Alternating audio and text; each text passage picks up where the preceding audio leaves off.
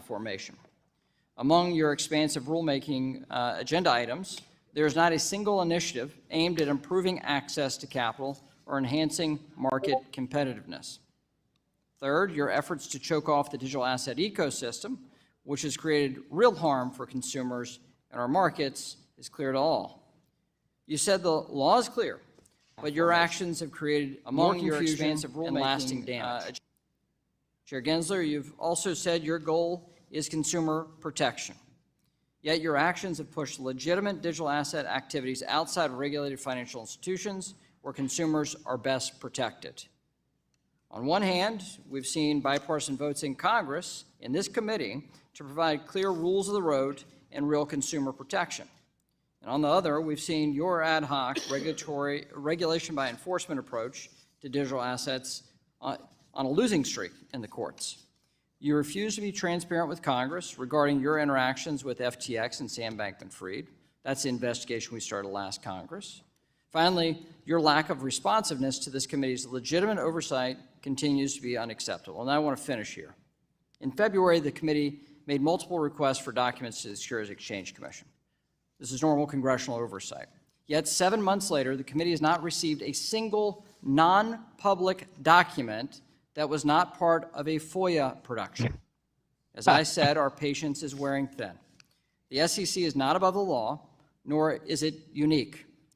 Other financial regulators have routinely complied with congressional oversight. So let me be clear. I do not want to be the first chairman of this committee to issue a subpoena to the Securities Exchange Commission. And you should not want to be the first SEC chair to receive a congressional subpoena.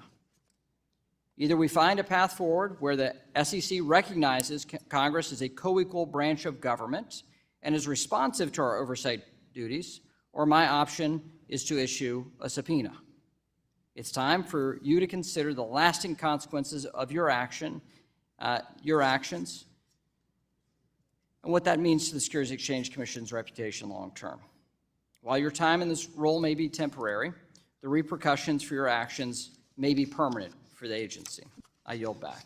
All right. I recognize the ranking member of the committee for 4 minutes for an opening statement. Good morning. Oh, God. The chairman just indicated that his patience is running thin.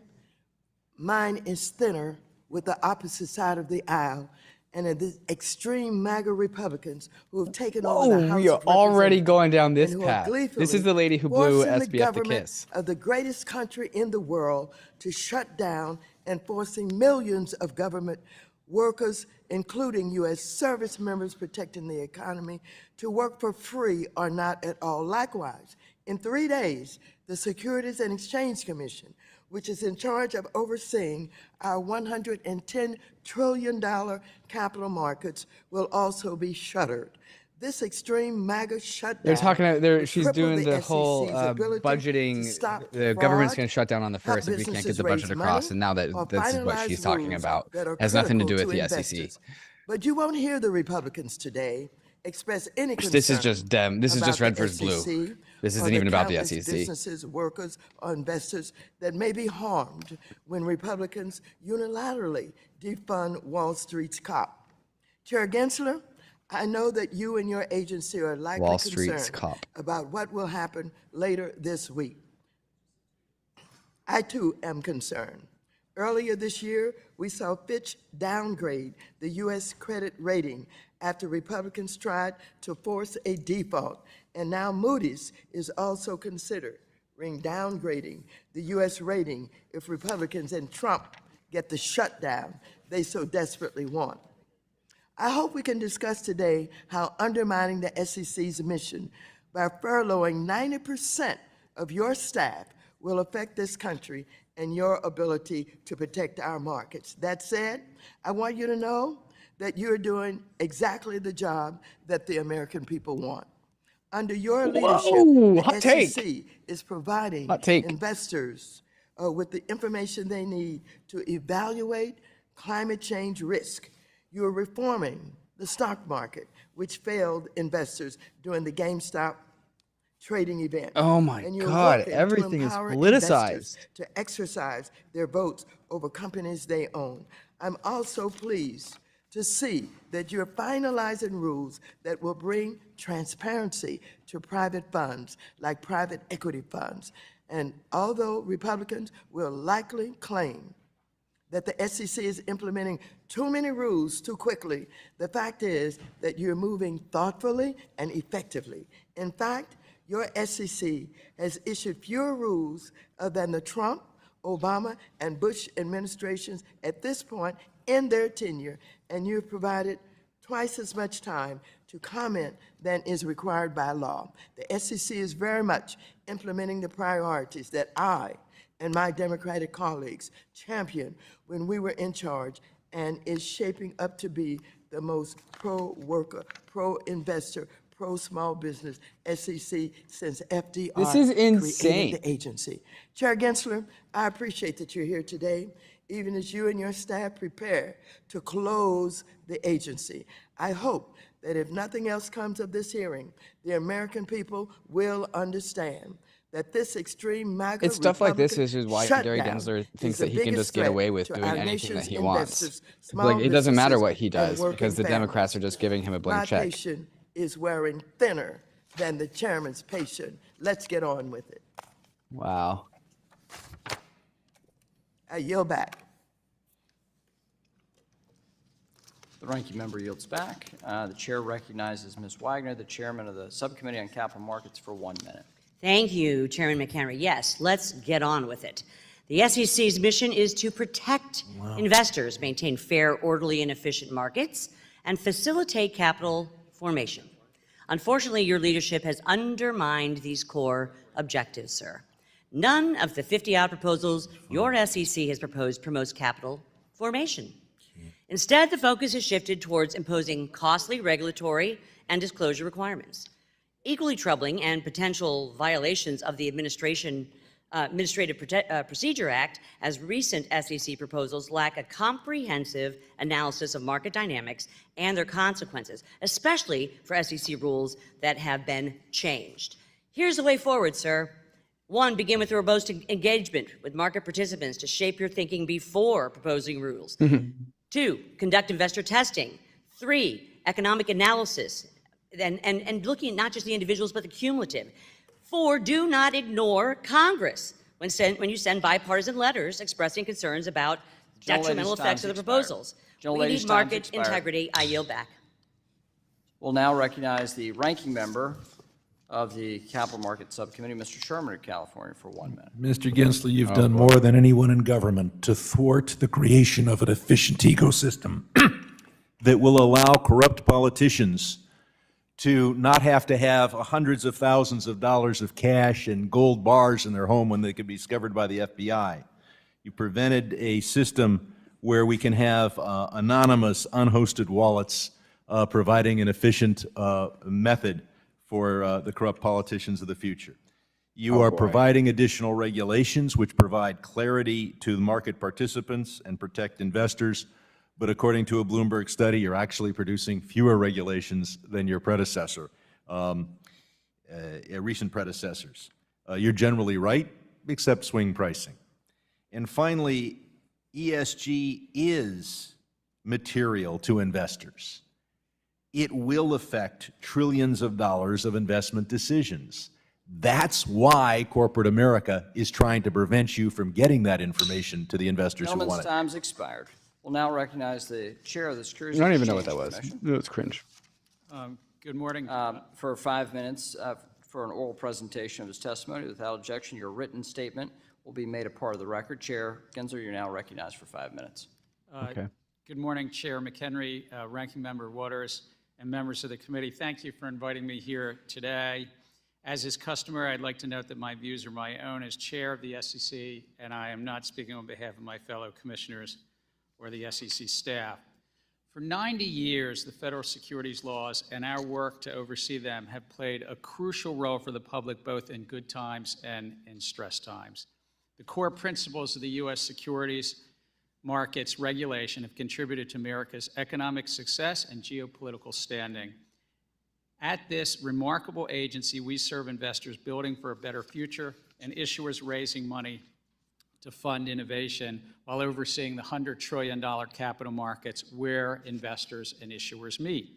The essence of this captured in our three-part mission: protecting investors, maintaining fair, orderly, efficient markets in the middle, and facilitating capital formation, as Chair Wagner mentioned earlier and Chair McHenry.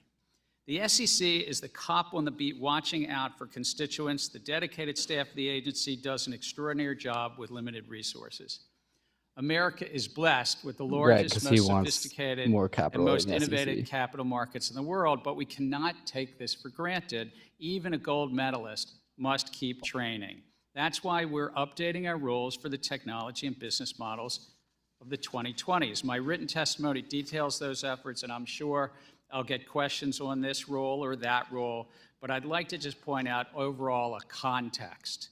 We're updating our rules to promote the efficiency, integrity, and resiliency of the middle, the markets in the middle, and that helps capital formation on one side, investors on the other, and we do so with an eye on those investors and issuers and making sure the markets work for them rather than issuers and investors working for Wall Street and the markets in the middle. We're working to help lower cost, increase access, and promote financial stability, and each of the proposals we've made in the last 2 years further this three-part mission, given the authorities granted by Congress. And our Division of Economic and Risk Analysis provides robust economic analysis, which consider the cost and benefits, as well as effects on efficiency, competition, and capital formation as Congress mandated. We greatly benefit also from public input regarding economics, the policies themselves, our legal authorities, and we get that feedback. And in the last 2 years, we've provided the public ample time to comment, with an average 70 days to comment from the time the proposal is published. And since January of last year, 22, we've always had a minimum of 60 days from when it's on our website, sometimes as long as 100 days. When comment periods close, we often continue to get additional comments through meetings and otherwise, which staff has considered as well, including really helpful letters from members of this committee. Based on the public feedback, the staff and the commission consider possible adjustments to the proposals and whether it's appropriate to move forward with the final rule. This process normally takes 12 to 24 months. And we move to adopt rules only when the staff and the commission think they are ready to be considered. We're focused on getting it right based upon the economics, the authorities, promoting the mission. Somebody's got the not Coinbase against the shield, clock. the phone in the top right. The SEC now has This is showing the issued Coinbase proposals shield. for That's most of that hilarious. unified agenda. Sorry, I'm going to go back so 2 I can years see that. ago. We finalized 24 rulemakings, nearly all of which have changed from the proposals based on the public feedback, including from members of this committee. I'm grateful to work alongside a remarkable staff and fellow commissioners to Do it in a promote second. efficiency, integrity, and resiliency. With the possibility of a government shutdown, I would note, as our Oversight Committee, that we would be down to a small skeletal staff, about 7–8% of our staff, everybody else being furloughed. Normal oversight of the markets, given this, will not be possible in the SEC during the pendency of a shutdown, so we look forward to the day when we can get back to work, hopefully, and fulfill our mission in support of the public. Thank you. Okay, let's find this Coinbase shield. 12. There it is. Look at it, 24 right there. months. There's Stan with And we Coinbase move right in the to corner. adopt That's rules great. only when the staff and the commission think they are ready to be back to going live. considered. 18, you say that Bitcoin, Ether, Litecoin, and Bitcoin Cash are not securities. So I want to focus today on Bitcoin. Why do you believe Bitcoin is not a security? Thank you, Chair, and I think you're referencing remarks I made as a professor at MIT. And as I wrote in that paper at that time, it was really about something called the Howey test. And the Supreme Court, it's the law of the land, talks about if the public is anticipating a profit based on the efforts of others.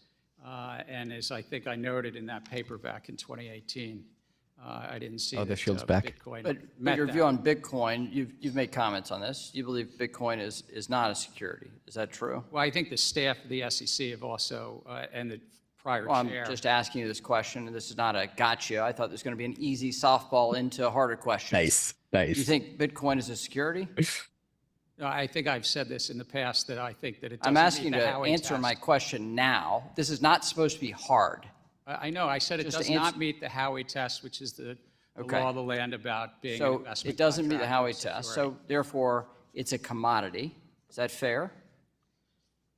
I would say it's not a security, and then the test is otherwise for other Okay. laws. Well, the CFTC says they don't have the authority over Bitcoin and digital commodities. Do you think legislation is necessary to protect consumers in the world of digital assets, in particular, given that gap around just Bitcoin? I think, as I've testified here in this committee room 4 years ago as a private citizen, that for the parts of the crypto ecosystem that are not securities, though under the Commodities Exchange Act, the CFTC has some anti-fraud authorities, they don't have what's called plenary authority to write rules around that. And as I've said in the past, I've been supportive of our sister agency, if I can say that, an agency that I once was honored to chair and I like quite a bit, doesn't have that plenary authority, and if Congress moved forward on that, that could help them. So the spot market lacks a regulatory paradigm and established law. So should we take action there? I'm sorry, I'm not sure I follow. The U.S. stock market you're talking about, the securities No, market? the CFTC. I'm continuing with your answer. My follow-up there was, because there's not a regulatory remit that Congress has given them, clear regulatory remit, we should step in. So let me just move on. I've talked about your non-compliance with document requests made by this committee. You believe the commission must vote in order to produce non-public information to this committee. Do you not? Under the Exchange Act, I do believe that the Okay. commission needs So that vote. have you scheduled a vote necessary to provide the non-public documents to this committee?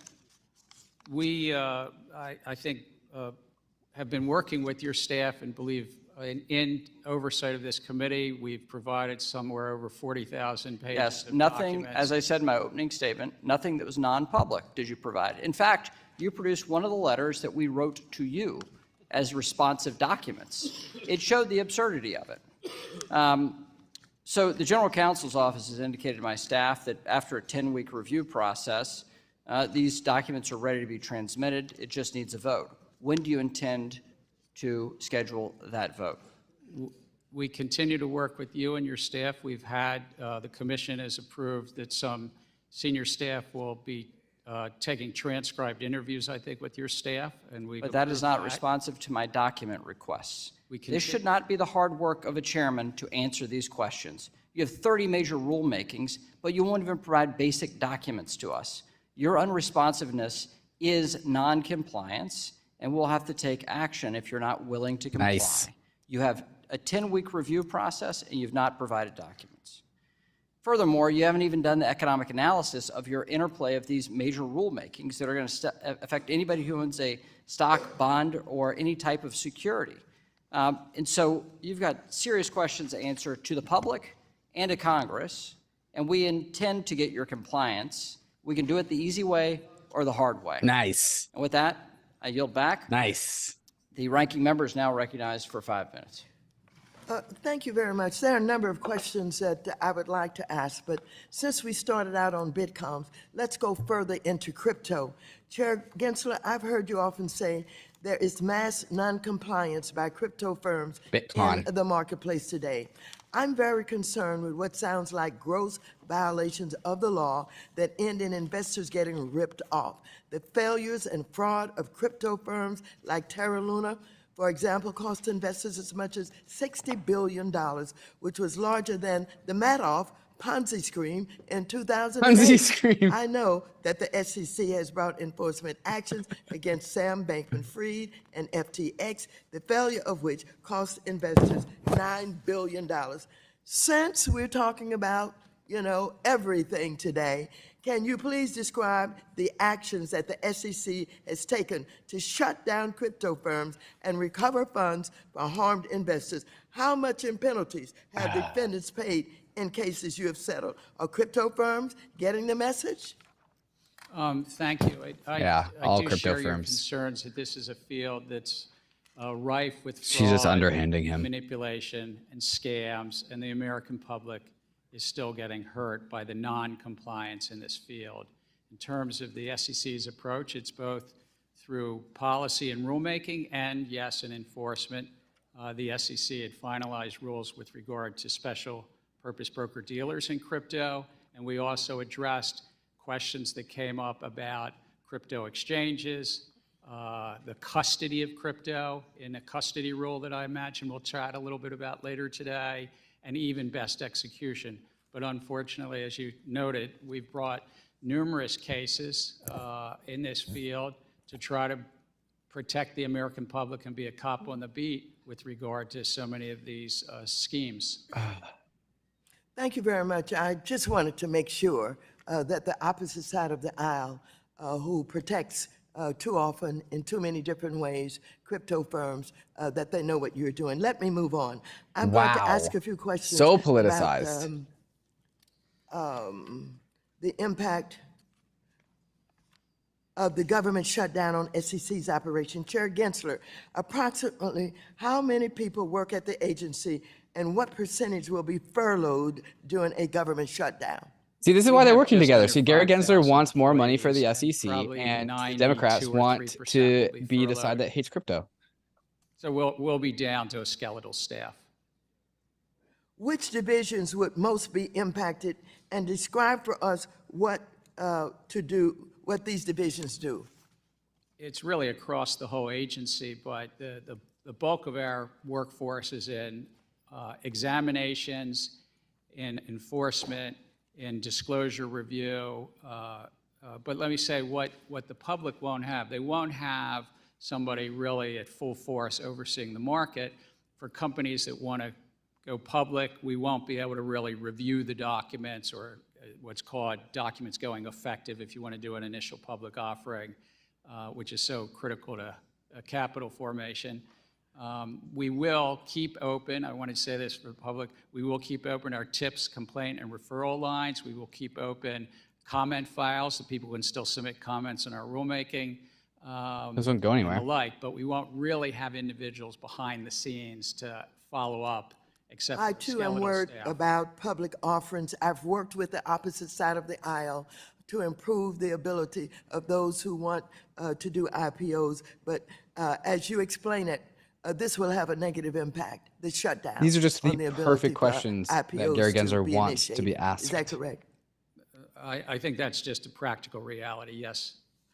What happens if a whistleblower comes to the commission with urgent information that could protect investors? Would there be staff to process this? No, he's Could gonna the ignore it commission anyways. deploy resources in response to this information?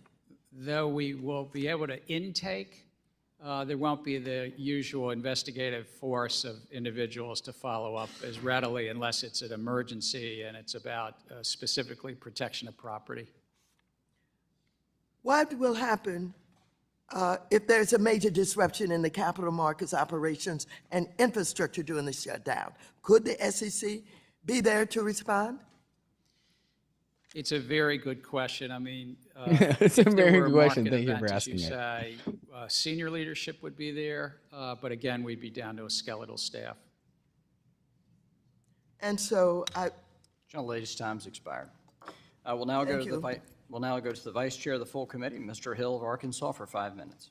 Thank you, Mr. Chairman. Mr. Gensler, it's good to have you. I want to start out today and talk about equity market structure as a topic. Just yesterday, Congressman Foster and I sent you a letter signed by 16 Democrats and 16 Republicans to express our concerns about the equity market structure proposals that the Commission has initiated. The letter about urges TradFi? you quite simply to stop your rulemaking on that broad set of proposals until you finalize the trade execution data rule, the so-called 605 data rule, and that be done first so that you can rely on that data for an appropriate rulemaking. And this speaks to Mr. McHenry's point about the interplay between the rules, which, contrary to the ranking member, I think there are 50 pending proposals. Many of them interact. They are confusing and sometimes in conflict with each other, and I think this is a classic example. And I think it's particularly true where you're failing to do a rigorous cost-benefit analysis for many of the rules. For instance, the SEC's dealer proposal, which uses the word uncertain 15 times to describe its impact on efficiency and competition for the most important financial market in the world, U.S. Treasuries. So, Mr. Chairman, I would just say this is not MAGA Republicans that are sending you a critical letter of concern. It's a very bipartisan view, 32 members of this body that think the SEC should reconsider. Would you wait for the Rule 605 data before you finish the other equity market proposals? This is some TradFi stuff. I thank you for the letter. I did read it last night around 9:30 when it came in. And it's part of our comment file. We'll take it and think of it very seriously. But I would say in terms of the equity markets, the rules have largely not been updated since 2005. That may be, but that means that we need to do it in a comprehensive way, in an interoperative way, and make sure we have the right data. So I'll take your short answer is no, that it's a comment, but I really urge you to get these equity markets proposals in order and to rely on data and not just emotion or one meme stock event to make policy. Let me change subjects. Let me talk about my favorite kitty cat, which is the CAT, Consolidated Audit Trail. For over a decade, this bad idea has been floating around the Commission since the flash crash in 2010 to collect and store private personal information on every American and every American with a brokerage account at every broker-dealer. In my view, this is a massive overkill. This is unnecessary invasion of privacy. This is a massive new tax on the brokerage account of individual American citizens. And maybe worst of all, considering the 9 years I've been here, this is another massive centralized government database that's going to be hacked, like the IRS, like the CFPB, like OPM. And so I've got real concerns about it, and I continue to express those for Mary Jo White, for Mr. Clayton, and now for you. In fact, you inherited this albatross. Why don't you just bury it and say that we're not going to do the CAT? Though I inherited, not only from them, but I inherited from my dad, a real allergy to cats, and it's real. Oh my God. Shit is going my God. on. Yeah. Well, we don't have time for that. I'm reclaiming my time. We can have a cat visit. We can do the kitty part later. You know what a targeted This is exam our letter country's is by the leadership. Federal? Do you know what that is? I'm familiar with exam letters. Yep. And do you know what a blue sheet is? Sir, I'm generally familiar. I don't know where you're headed, but I'm generally familiar. And so, and you know that all of our markets have regular daily, interday, overnight global market surveillance on trading, right? That's a general feature of all of our SROs, right? You agree with that? SROs are responsible to do that, sir. Yeah, I understand that. And you regulate the SROs. So what I'm suggesting to you is there's no justification for capturing all these trades when you have right now market surveillance data available to Enforcement Division. And you can right now do a sweep exam through a blue sheet, which is where you go to large traders and you look at everybody who traded in Apple. You can get all the PII you want because you have a probable cause for doing that. And that's why CAT, I think, exceeds what you should be doing. Why is the blue sheet targeted exam process inadequate for you to do your job? So I think you raise a good question, but the Consolidated Audit Trail gives the self-regulatory organizations and the SEC a look at those orders and matches up sometimes. They've got the across. ability to do that now. They don't need to capture everybody's trade in every retail brokerage account in America. Mr. Chairman, I yield back. Gentleman yields back. We'll now recognize the ranking member of the Capital Markets Subcommittee, Mr. Sherman of California. As the chairman points out, it's about capital formation. You're at the nerve center Back to of the Brad world Sherman. capitalist system, where capital is deployed to operating businesses. If we have a shutdown of the government, I think it's already been pointed out by the ranking member that we stop all IPOs in their tracks. Does this also apply to companies that are already public but are issuing additional shares And does it also apply to new bond issuances? I'm glad to follow up and have staff chat with you. It's more nuanced. It really depends on whether they have filings. I hope we get Tom Emmer. So a few of them part of the are finance sufficient. committee, right? Many would still, many public companies would be foreclosed from doing additional offerings. Others would be allowed. It really depends on the nature of their filings. So a huge portion of our $100 trillion capital markets Yes, are he not is in available to Rule raise 1 at some additional point in time, capital, see Tom Emmer. or a huge portion of the initial capital that would be raised for operating businesses would be blocked. We also, as I understand, as far as providing assurance for the honesty of markets, you'll continue to collect emails as they come in, but you won't be doing any investigations or opening any additional investigatory files, correct? It's really prescribed and narrow. It relates to a 19th century law called the Inefficiency Act, but we can protect public property, but it's Okay, really so nobody's going to be narrow stealing your computers, but you're not going to be. It's going to be the Wild West on Wall Street, all while we're fighting for capital with other countries and other capital market systems. And we put up a sign that says, you know, closed. I can't think of a worse thing we could do to American capitalism. Swing pricing, I think it doesn't achieve its purpose. We should want people to invest in mutual funds and diversify and invest in America.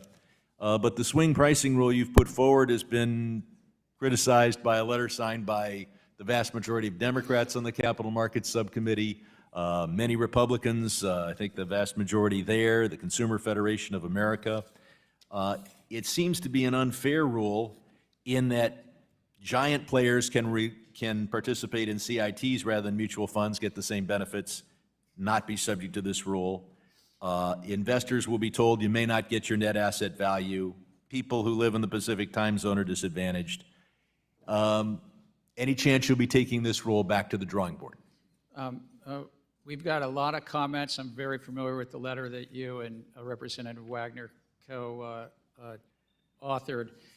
It's really going at a core feature that when you have a mutual fund, if you redeem in that mutual fund, you should redeem at the right price so that the remaining shareholders don't get dilution.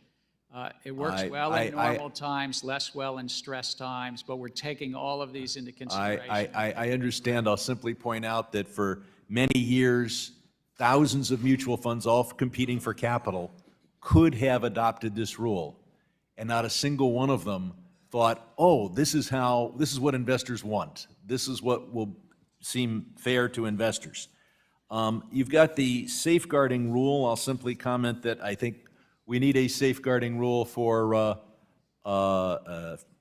intangible assets. Has that?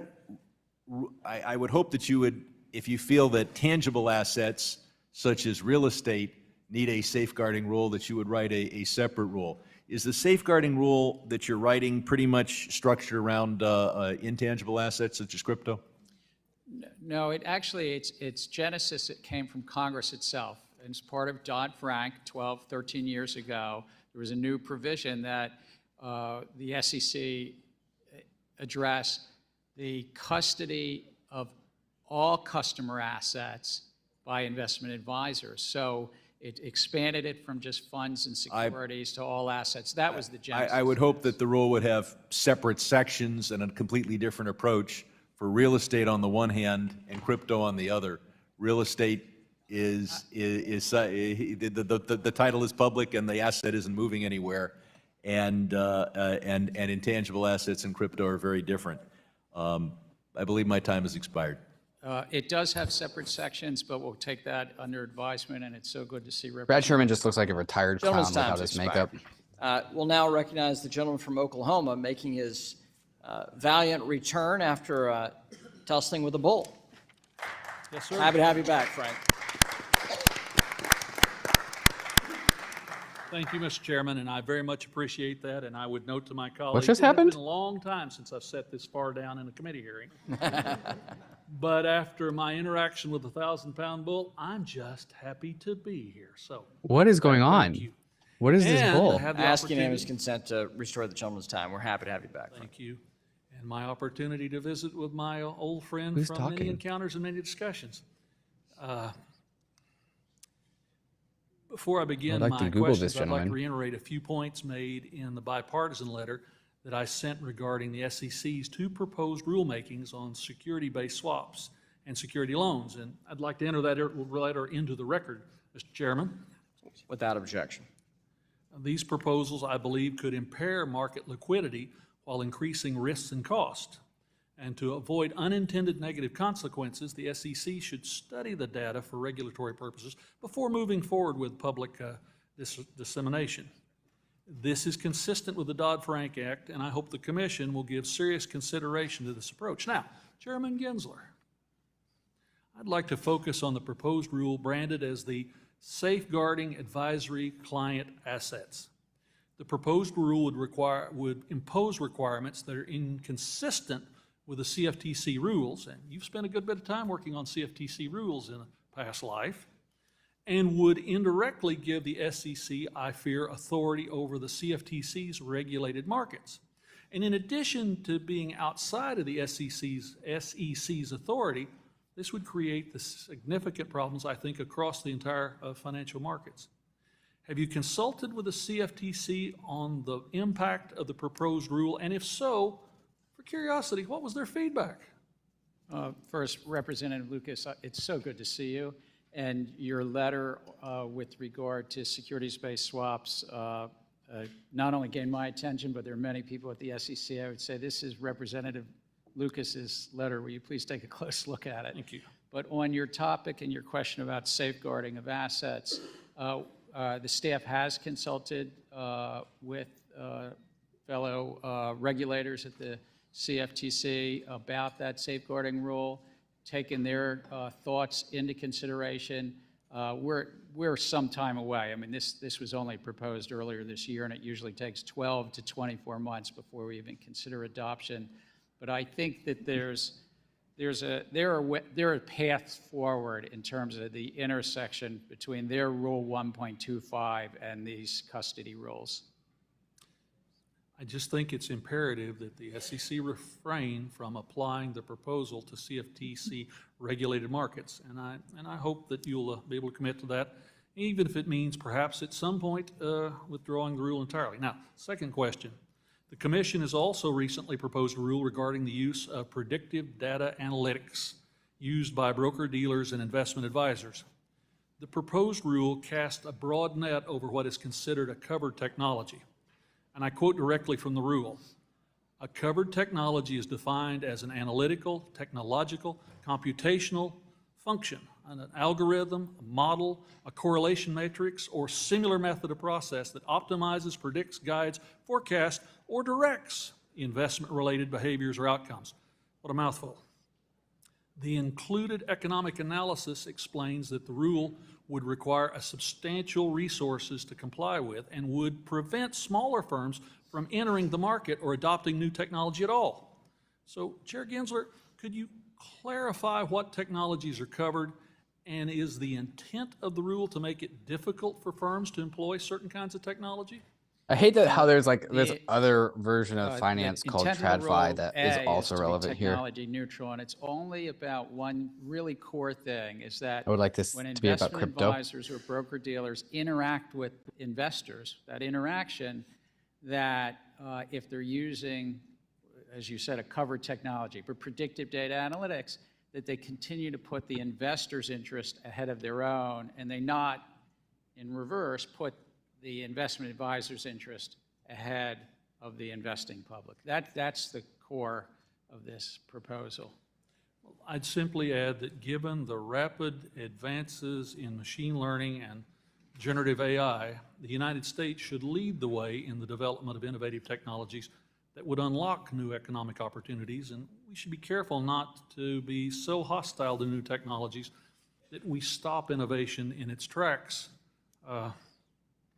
With that, I'll simply say thank you, Mr. Chairman, and to Mr. Chairman, I spent 7 weeks being calm and at home.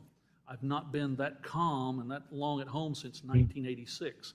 I'm happy to be back with all of you, and with you, Mr. Chairman. Yield back. Well, Frank, we're happy to have you back. And as a former chair of current chair of one and a former chair of another committee, we honored the old bulls. And I missed the ranking member, too. We'll now He recognize was talking Maxine Waters, another ranking member of full committee, Mr. Meeks in New York for 5 who he minutes. obviously does not Mr. actually Chairman. miss. And thank you, Chairman Gensler, for appearing before us today. Over the course of the last few months, I've had the opportunity to both ask the SEC's Director of the Can't believe the Division of chat Economic YouTuber and now Risk is talking about Analysis Cardano. and the Director of the Division of Investment Management Christ. about the private funds rules. In particular, I've asked about revisiting the economic analysis to ensure that it adequately considered the disparate impact on emerging minority and women-owned asset management firms, minority and women-owned businesses, and historically underinvested communities. Dr. Wachter assured me that the SEC shared my concerns, and Director Berthistle testified that the economic impact analysis was expanded to look into these concerns. So my question to you is, can you confirm that the economic analysis was expanded? And if so, can you speak to the specific changes that were made in response to the findings from that expanded analysis? The rule, as other rules do, considers the effect on small businesses. And in this rule, particularly, the economic analysis looked about small businesses, including those that are women-owned and minority-owned, investment advisors running private funds. So I would like to follow up on that, but I got so many questions I want to ask you because it is, really important about to get more details of what those findings were. But I'll ask you more about that in writing and get a response, because I want to shift to a related issue that I find to be disturbing. On page 553 of the private funds rules, the Commission seems to seriously suggest that smaller investment advisors, who we know are likely to be predominantly minority and women-owned, consider reducing their assets under management to avoid registering with the SEC to help mitigate the impact of the rule to them. Mr. Chairman, Gensler, we know that minority-owned firms are 3 to 4 times more likely to fund minority enterprises and their portfolio companies. So wouldn't telling these firms to stifle their own growth perpetuate the lack of diverse representation in the industry and therefore decrease the amount of funding going to diverse entrepreneurs? As the economic analysis noted and you just read, there are often some firms, whether it's in a rule like this or other rules, that are right at a cutoff point, where they might be registered and regulated and not, that they might make different choices. But overall, this rule is actually really helpful because it promotes competition and transparency. The biggest fund managers would have to provide greater transparency to their investors, and the smaller asset managers can actually benefit from that greater transparency and competition around the side letters that they might be cutting with large asset pension funds and the like. So it's really a balancing of these economic considerations. It was pro-capital formation, it was pro-investor because it promotes transparency in the middle of the market, that asset managers would have transparency about their fees, their performance, and these so-called side letters that they enter into. Well, I just have problems with it because it seems to me, again, you're telling these asset managers to not grow, to continue to build where they can do more because of the people that they serve. So it's an issue for me, but of which I'll follow up on. Under your leadership, the SEC has been, incredibly active, and I'll leave it to others to discuss the pace and the breadth of the Commission's rulemaking. But What I wonder is whether or not the SEC considers how their proposed rules will interact with existing and draft rules during the rulemaking process, particularly when it comes to economic impact of the finalized and pending rules. And do you think there would be any value to doing a whole holistic analysis? We do. In each economic analysis, which often runs between 100 and 250 pages, each of those considers other rules that may have been adopted and adjusts the baseline in each of those analyses. We'll now recognize the gentleman from Texas, Mr. Sessions, for 5 minutes. Mr. Chairman, thank you very much, and I appreciate the gentleman, my friend, Mr. Meeks, for his conversation with Chairman. Chairman, welcome once again to the committee. Good to see you, sir. Thank you very much. Mr. Chairman, I think that there's a lot of happy talk and smiling that takes place from you and your agency as they come up here and they try and talk about two principles of listening to stakeholders and industry participation, and yet I think you're hearing across this committee a wish that we could have a better relationship with you and your entire organization, and we have prodded them, sent letters, done everything nice that you can do, and yet we show up here and we find a way to provide feedback. We'd like to sincerely turn that around. As you know, you and I spoke a couple of years ago about an issue that still is unresolved because the SEC would not even let this firm know what their problem was.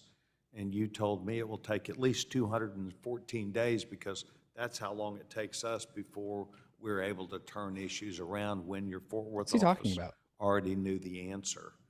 And I think it's this kind of action on behalf of the SEC that causes members of Congress to react the way we do. Mr. Chairman, I'd like to turn to an issue. Last November, the SEC announced a massive increase in enforcement fines, $6.4 billion in 22, up from $3.8 billion in 21. And you have launched a regulatory crusade against the financial service industry through enforcement. You've told us that. We see this.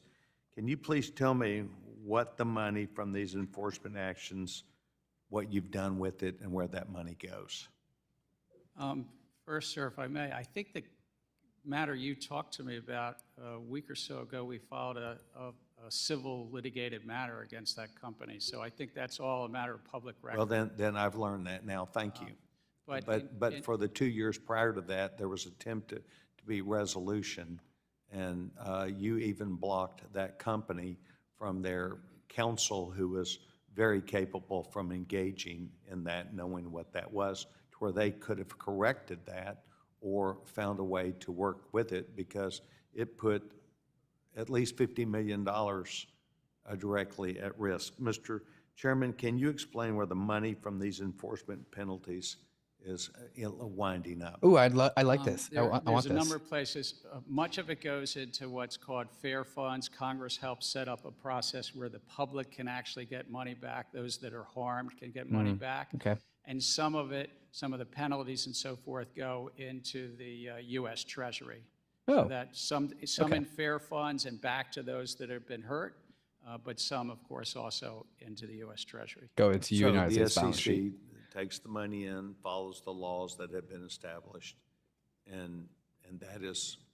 Yeah, we're funded separately. Of course, we're appropriated, and know then we're that. funded by fees that are fees on transactions in the. Yes, sir. I financial just wanted to make sure that it's as a result of what Congress has established with the fair funds about what they would do with that money. And your testimony today is that's what you've done with the $6.4 billion.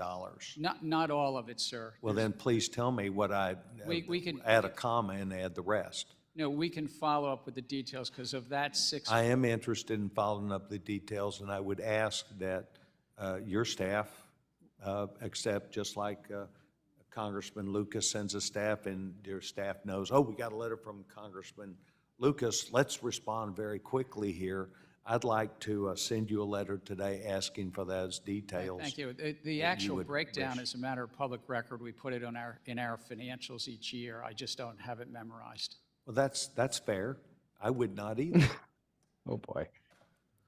Mr. Chairman, we really, I think, would like to, on a bipartisan basis up here, have better interaction with your organization and with This you. guy is, And he's I asking think good what you've heard questions. He's today just really is another ineffective. calling on a bipartisan basis for us to do that. We believe if we express our opinion, you should express yours back, not just delay that. I want to thank you for being here, sir, and I will engage you on this matter. Mr. Chairman, I yield back my. Gentleman's time has expired. Gentleman He yields back. tried. The gentleman from Georgia, Mr. Scott's recognized for 5 minutes. Right. Thank you very much. First of all, Chair Gensler, I agree with our ranking member, Ms. Waters. I believe you're doing an excellent job. Excuse my cold. An excellent job at a very difficult and challenging time. looks like he's about to facing fall our apart. economy and especially our securities markets.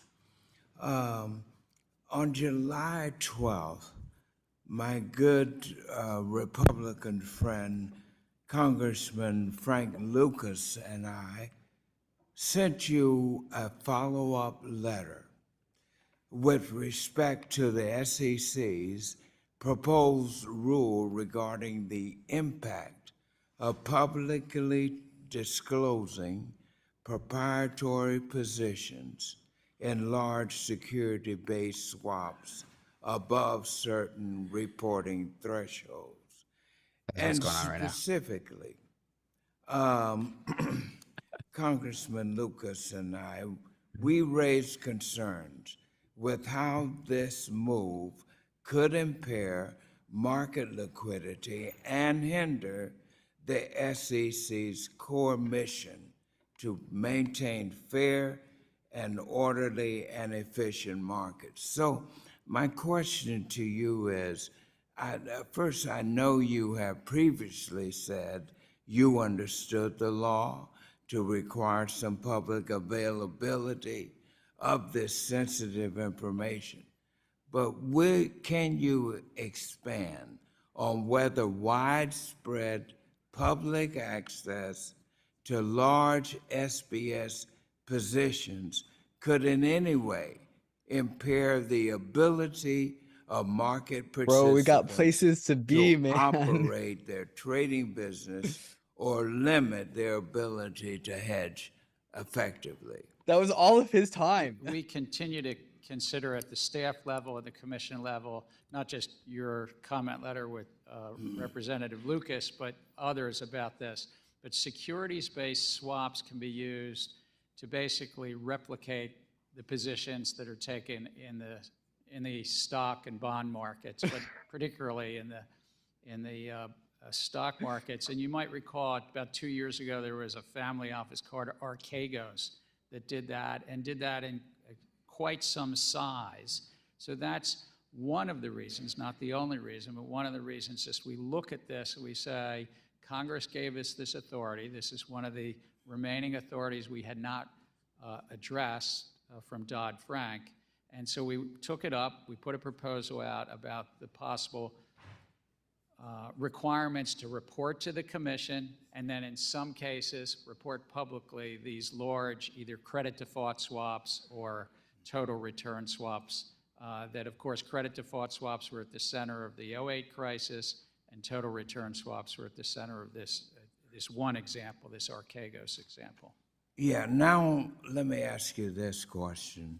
Do you see any risk in allowing the public to take advantage of this information, for example, by facilitating front-running and copycat trading, which could drive up the costs for all market participants? I believe we've gotten that comment from a number of commenters. It's taken up in our economic analysis. Excuse me. Taken up in our economic analysis, but it's an important issue of all public transparency the markets can benefit from transparency, but it's sometimes there's somebody that had an advantage of the opacity. So when I was on Wall Street, we used to have a saying a little bit at the firm I was at, that darkness was our friend. And it was about sometimes opacity helps make more money as a dealer, but it's not necessarily the case that the markets themselves, economists tend towards the transparency helps the proper pricing in the markets and also helps capital formation. Well, I'm delighted with your presentation. I understand with the little economic and finance that I handle at times, particularly with the stock market. Keep up the good job. Don't get discouraged. We'll get out of this mess in our financial markets. Gentleman's time. Thank you. We'll now recognize the gentleman from Florida, Mr. Posey, for 5 minutes. Thank you, Mr. Chairman. Good to see you, Mr. Chairman. Good to see you, sir. In spite of the SEC Inspector General and GAO recommendations, SEC continues to assert that as an independent agency, the Commission is not required to do the same kind of regulatory analysis and cost-benefit analysis as other agencies. Why is the agency so defiant about the suggestion to be accountable as other agencies are? Well, Why actually, can't sir, anyone we pronounce follow the anything mandate in this In Congress? 1996, Congress put in our statute that we had to do economic analysis. And so we follow that. And then after a number of court cases in the early 20 years ago or so, we updated our guidance to ensure that we followed Congress's mandate. So we do economic analysis, again, sometimes measuring in a couple hundred pages. In every one of our releases, we get feedback from the public, and then we adjust, we modify. So the Inspector General is wrong? You don't need to do any further analyses? Well, in fact, we do need to do analysis because Congress mandated it. It's called, we have to analyze the efficiency, the competition, and the effects on capital formation. And in doing so, we lay out an economic baseline, and then we have to look at alternatives to the proposal, reasonable alternatives, and we look at cost and benefits. And so we do all of that. And any rules are in conformance with the Administrative Procedures Act? Yes, we do that in compliance with the Administrative Procedures Act, but also Congress added these other provisions in 1996. Where's As I Tom say, Emmer? I want after a Tom number of, Emmer. Court interpretations of that in 2005 and so forth, we updated how we did this, and we follow guidance that's been in place since 2012. So I think I'm the fourth chair that, we're following the similar guidance for 11 years now. So does the Commission assess and analyze cumulative economic impacts of the rules that it makes? Excuse me, what? And the interrelationship with other agencies? We analyze in each one a baseline, as I mentioned. So if, for instance, there was an interaction and we finalize a rule, then we necessarily update the baseline for the next consideration for the world as it exists at that point in time. All right. In your climate disclosure rule, are you requiring that firms pursuing ESG-directed investments also disclose the risks they face from favorable regulations not materializing or climate subsidies drying up or slowing down? The proposal is really to capture the risks that investors want to understand. The proposal was about both the opportunities and the risks, but I think you did use this word. It's about materiality. We're not a climate regulator. We're really disclosure-based regulator, and thousands of investors, more than thousands, but representing tens of trillions of dollars of assets today are making investment decisions. And I'll share a statistic with you. Of the Russell 1000, the top 1,000 companies in the US, 81% currently make climate risk disclosures. 57% disclose their greenhouse gas, Scope 1 and Scope 2. And so what we're trying to do is just try to bring some comparability to that, in a sense, for investors, but also to avoid some greenwashing, frankly. So bring some comparability to that which is already happening. Based on your strategic planning, which of your proposed rules is most vulnerable to the major questions doctrine set down in West Virginia versus EPA? We really do everything we can to stay within the laws as Congress had passed it and how courts interpret them. We're familiar with the case, the Supreme Court case. It's the law of the land that you mentioned. And we take a very close look at that to ensure that when we finalize rules, it's within the laws and how the courts interpret it. Are you trying to resolve any of those major questions at this time? Well, I would broaden it out, sir. It's like any time the Supreme Court speaks to our, broadly, the administrative state's authorities, we take a look at that, and we take a look at every comment we receive from the public to stay within our authorities. Gentleman's time's expired. Thank you. We'll now recognize the Mr. Missouri, Mr. Cleaver, for 5 minutes. Come on, Mr. Thank you, Mr. Cleaver, Chairman. do something exciting. Thank you, Chairman Gensler, for being here today. I'm one of those people who believes that there is such a thing as climate change. Oh, God. And the scientists, I agree with the scientists, I guess. Most of the warming that we are experiencing actually took place over the last 40 years. And Sir, this is a Wendy's. the last 9 years are the warmest temperatures that we've had since modern Oh my keeping God, of get the, your thoughts together. weather temperatures. And We're talking to the SEC. I'm from Kansas City, Missouri.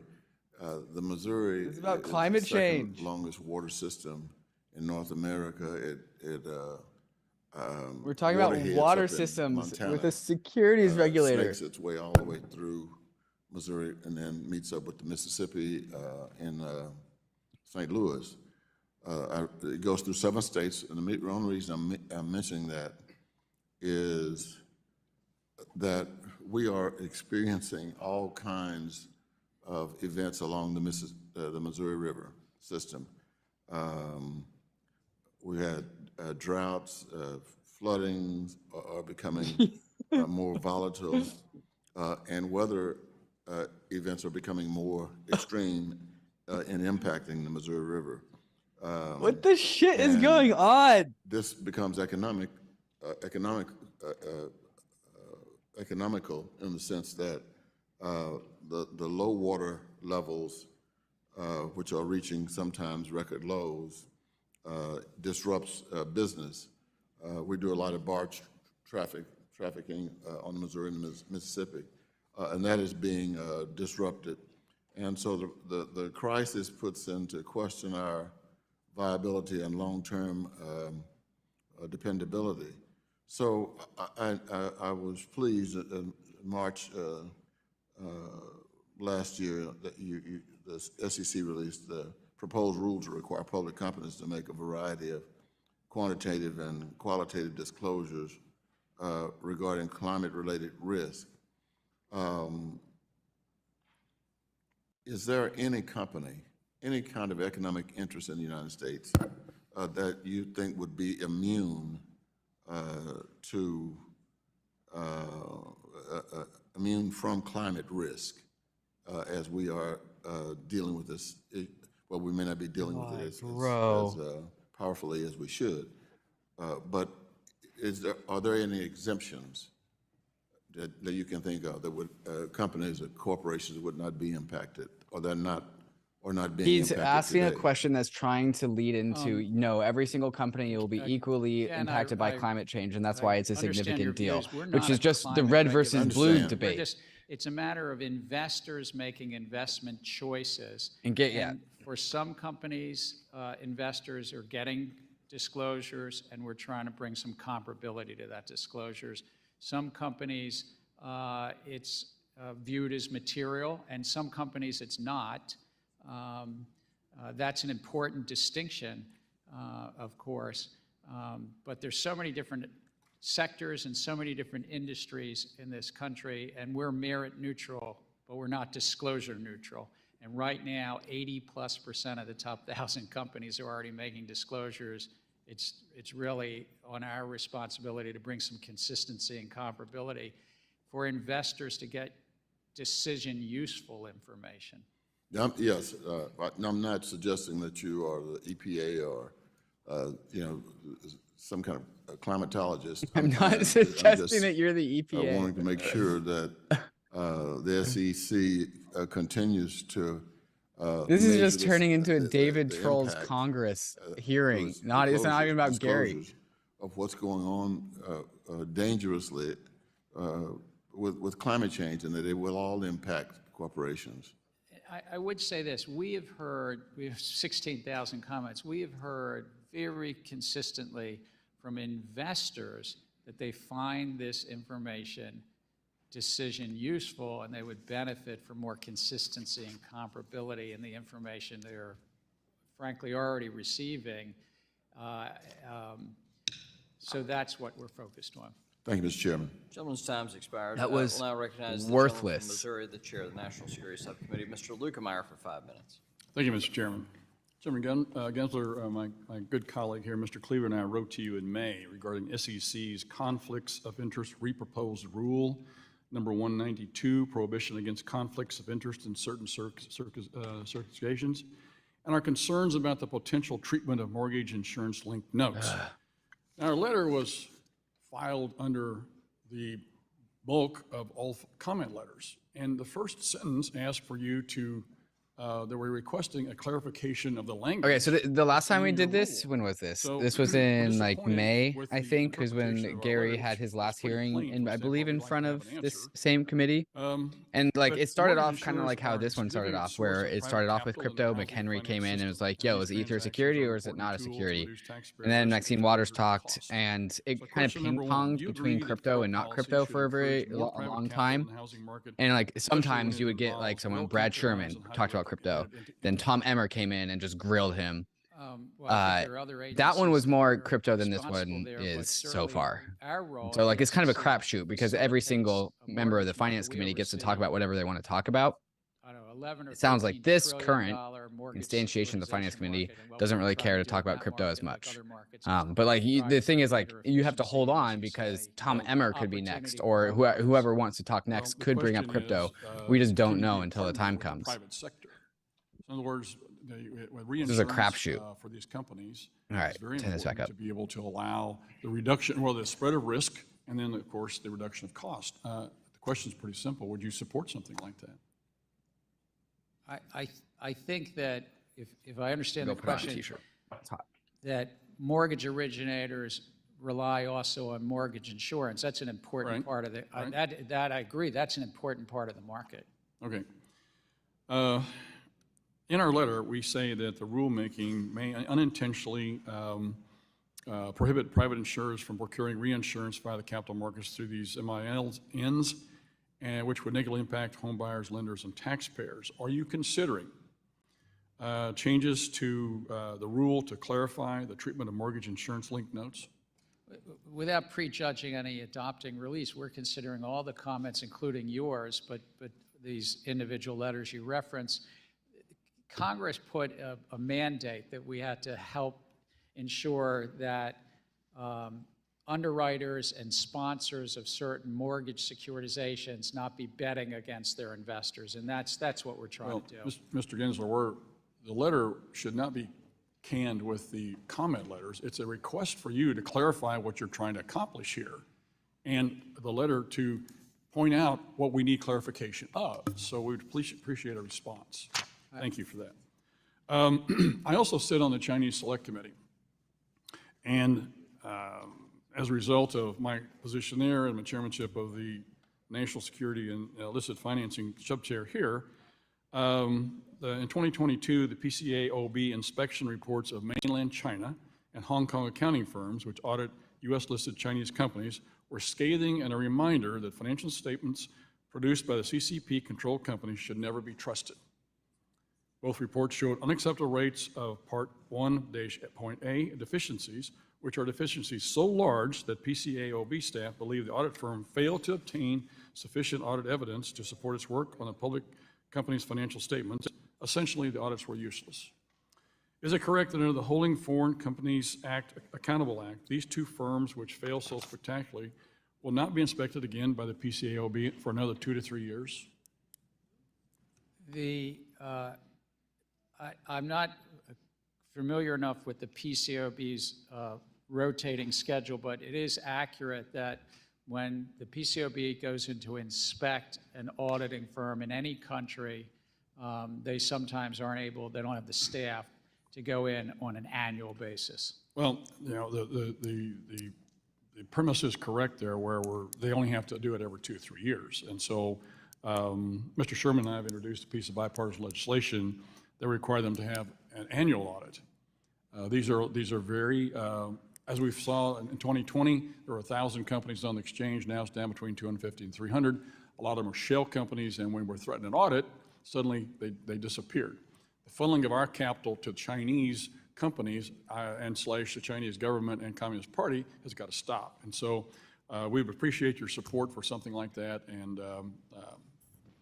just a quick comment, yes or no? Look, I think it's really important. If somebody wants to issue stock in the U.S., they need to comply with their laws. Gentleman's time's Particularly expired. China, that's very important. Thank you very much. I yield back. Gentleman yields back. The chair now recognizes the gentleman from Connecticut, Mr. Himes, for 5 minutes. Thank you, Here's something Madam exciting. Chair, Oh, God, and this room thanks is for just joining empty us now. today, Mr. Chairman. I want to talk with you for 3 minutes or see so Tom about in my there. ongoing efforts to codify insider trading into law, but I do want to take a minute here, since we're on the verge of a government shutdown, to just see how that affects you and your organization. It's sort of taken for granted around here that a shutdown is going to occur because my friends on the other side of the aisle can't find the coherence to pass a rule on the floor, much less do what we know needs to be done to avoid a shutdown, which is to pass a bipartisan continuing resolution. The Senate has figured that out. They're working on that. We'll figure that out eventually. In the meantime, to demonstrate the importance of doing that, we are going to shut down the government because of some MAGA extremists. Now, we get asked all the time about the very visible stuff. We'll be treated in the next couple of weeks to the sight of 19-year-old Marines and sailors lining up at food banks because they don't know that they're getting paid.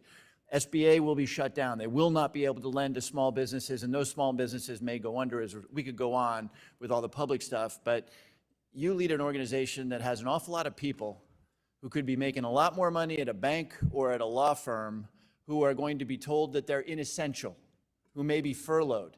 So let me just give you a minute or so here. I'm curious, even though it's not going to make headlines, what would a shutdown do to morale and capability inside the Securities Exchange Commission?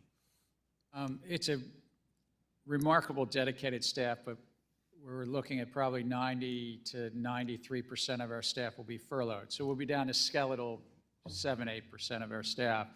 In terms of what it would do for morale, I think that history shows, because we had one of these in 18 and 35 days at that point in time, that it's hard on people. It's hard because they're not getting a paycheck.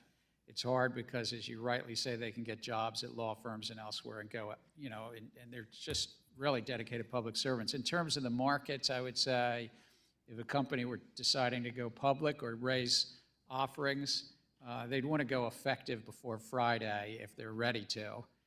If not, they might be in a sort of subliminal state where they can't access the markets because we can't effectively review those. Let me redirect you for a second to, okay, companies raising capital, but your SEC is a whipping boy, you know that. But the truth is, the organization is full of people who are out there prosecuting fraud, who are stopping insider trading. Are we going to see, if there is a meaningful shutdown, fraud go unprosecuted, insider trading, you won't have the capacity to address these things, which hurt the American public, correct? Yeah. While somebody can still file a tip, complaint, and referral, somebody can file a whistleblower, there won't be the people on the other side to really review it and investigate it. Thank you. Okay, speaking of insider trading, Mr. Chairman, I want to just briefly discuss with you something I've worked on for 7 years right now, which, as you know, is trying to define insider trading in law. It's not defined in law today, as you know, and as a result, we have court-made law, Newman, Solomon, Martoma, overturning each other, creating a great deal of uncertainty, prosecutions being overturned, convictions being overturned, a great deal of uncertainty. I'm a believer in this idea that if we're going to send somebody for jail, we should be very clear about why we are doing that. So I'd love to get a minute or so from you, Mr. Chairman. Where are we? Would we benefit from a codified statute on insider trading law? Would that remove some of the uncertainty and remove some of the chance that the courts will overturn your traditional activities? I think that we've had the benefit at the agency of robust, as you said, largely court-made law from the 1980s on, and you referenced some cases even in the last 6, 7 years. But I think we've provided you and other members, if I remember, technical assistance on a legislative package that you had last year, if I recall, that almost made it into the NDAA, if I recall. But again, I think that we have good, robust authorities, but the technical assistance, I recall, supported that bill. It supported the what you were trying to achieve. But ideally, and I think you gave us this technical assistance, if we could preserve those authorities that are legacy authorities, if you will, but if we could. That was the key, that we didn't want to in any way lose the authorities that all the way up to the Supreme Court that we had had. Right, right. But I see you nodding. If we could codify a definition of insider trading and reduce some of the risk of overturning of case-made law, that might, in the long run, simplify your task and create confidence in the markets. Great. Yeah, I think and again, we should follow up with staff, but our major concern was that we not somehow undo some of the really good law that's in place. Gentleman's time's expired. Gentleman yields back. The chair now recognizes herself for 5 minutes. Okay, this is Chair something. Gensler, while you were a professor at MIT, you spoke at length about how technology could be used to democratize finance. Yes. In fact, in a lecture quoted in a podcast entitled Paying It Forward with FinTech with Professor Gary Gensler, you stated, and I quote, "What I was drawn to at MIT was this sense that maybe we can democratize capitalism a bit more, that we can use technology to make finance more inclusive and more accessible to many more millions of people in our country and many more hundreds of millions of people around the globe. Now, sir, as chair of the SEC, you've put forward a predictive data analytics proposal that jeopardizes the innovation and technology that's made investing available to millions more Americans than ever before. I'm confused. At which Gary Gensler, the American public, should believe? The academic version, who spoke glowingly about the power of technology to help more investors participate in U.S. and global capital markets, or the SEC version, who apparently thinks all use of any technology by broker-dealers and investment advisors is inherently conflicted. Nice. And firms should Interesting that she's not just using stop crypto, but using she's definitely talking about technology crypto. altogether. Chair Gensler, could you please briefly explain this change in your views? Yes, please. This I is great. thank you for the question, a clever question. It's the same Gary Gensler. It's not my identical twin brother, Rob, or anything. It's me. And I believe technology is so transformative. I think artificial intelligence, machine learning is so transforming this decade. And Get the so fuck out forth. of here. I think robo-advisors and brokerage apps, whether they're using these new technologies or some of the older predictive data analytics, just stand by that basic concept that the investor is first, not the investment advisor is first. That's all. We agree there, and this proposal fails to acknowledge the already existing and well-functioning SEC regulations, such as Regulation Best Interest, Reg BI, and the fiduciary standard that protects investors. I would really urge you to withdraw this regulation, as we already have this in place. And during your last appearance in front of this committee, I asked you, sir, if you were planning to rewrite Regulation Best Interest, Reg BI, and you said that it was not currently on your agenda. However, the Commission's proposal on conflicts of interest associated with the use of predictive data analytics effectively rewrites Reg BI by holding broker-dealers and investment advisors to a higher standard of conduct and conflict neutralization than Reg BI. Were you intentionally withholding your plans to supersede Reg BI, sir, No with the way. new proposal when Robert you testified Gensler in is April? actually Gary's The brother. same as I did in April. I think this doesn't change regulation best interest or the fiduciary interpretation. Oh, no. This does. I did not build know on this. them, and an Robert important area Gensler. around using predictive data analytics. It's if a function, an optimization function, it's a little bit of a math thing, but if the math is basically putting the investment advisor's interest ahead of the investors, if it's making a recommendation or it's giving a nudge, a behavioral nudge to steer somebody somewhere, therein lies a conflict. That's what we're trying to It's too address. broad. I mean, we don't even know what technology would be applied here. And at the core, Reg BI has a fiduciary standard, the best interest, that is already there. You are now superseding that, and it's not just duplicative, it throws out potentially the fiduciary rule in Reg BI. So I again would encourage you, and I think we have bipartisan support to withdraw this rule just as soon as possible. That's So let me just answer Robert this question, since Gensler. I have limited time. That's not even How many staff, Gary. because this was a question I sent you that we haven't received response, how many staff with the Division of Trading and Markets and Division Investment Management and the Division of Economic and Risk he's Analysis a were actively involved Former in drafting President the predictive T. Rowe data Price? analytics proposal? I don't have a number, but I would say that generally speaking, Do they have advanced degrees in computer science, data science, or engineering, sir? a number of them have advanced degrees in economics and computer science, but I don't know how many of them do. Well, I've sent you a list of questions. I'd love to have those answers. My time's expired. The chair now recognizes the gentleman from Illinois, Mr. Foster, for 5 minutes. Thank you, Madam Chair. And I want to thank our witness for staying up until 9:30 p.m. to accept and analyze the just-in-time What delivery the of our shit? bipartisan letter with 16 Republicans and 16 Dems on it that French Hill and I prepared.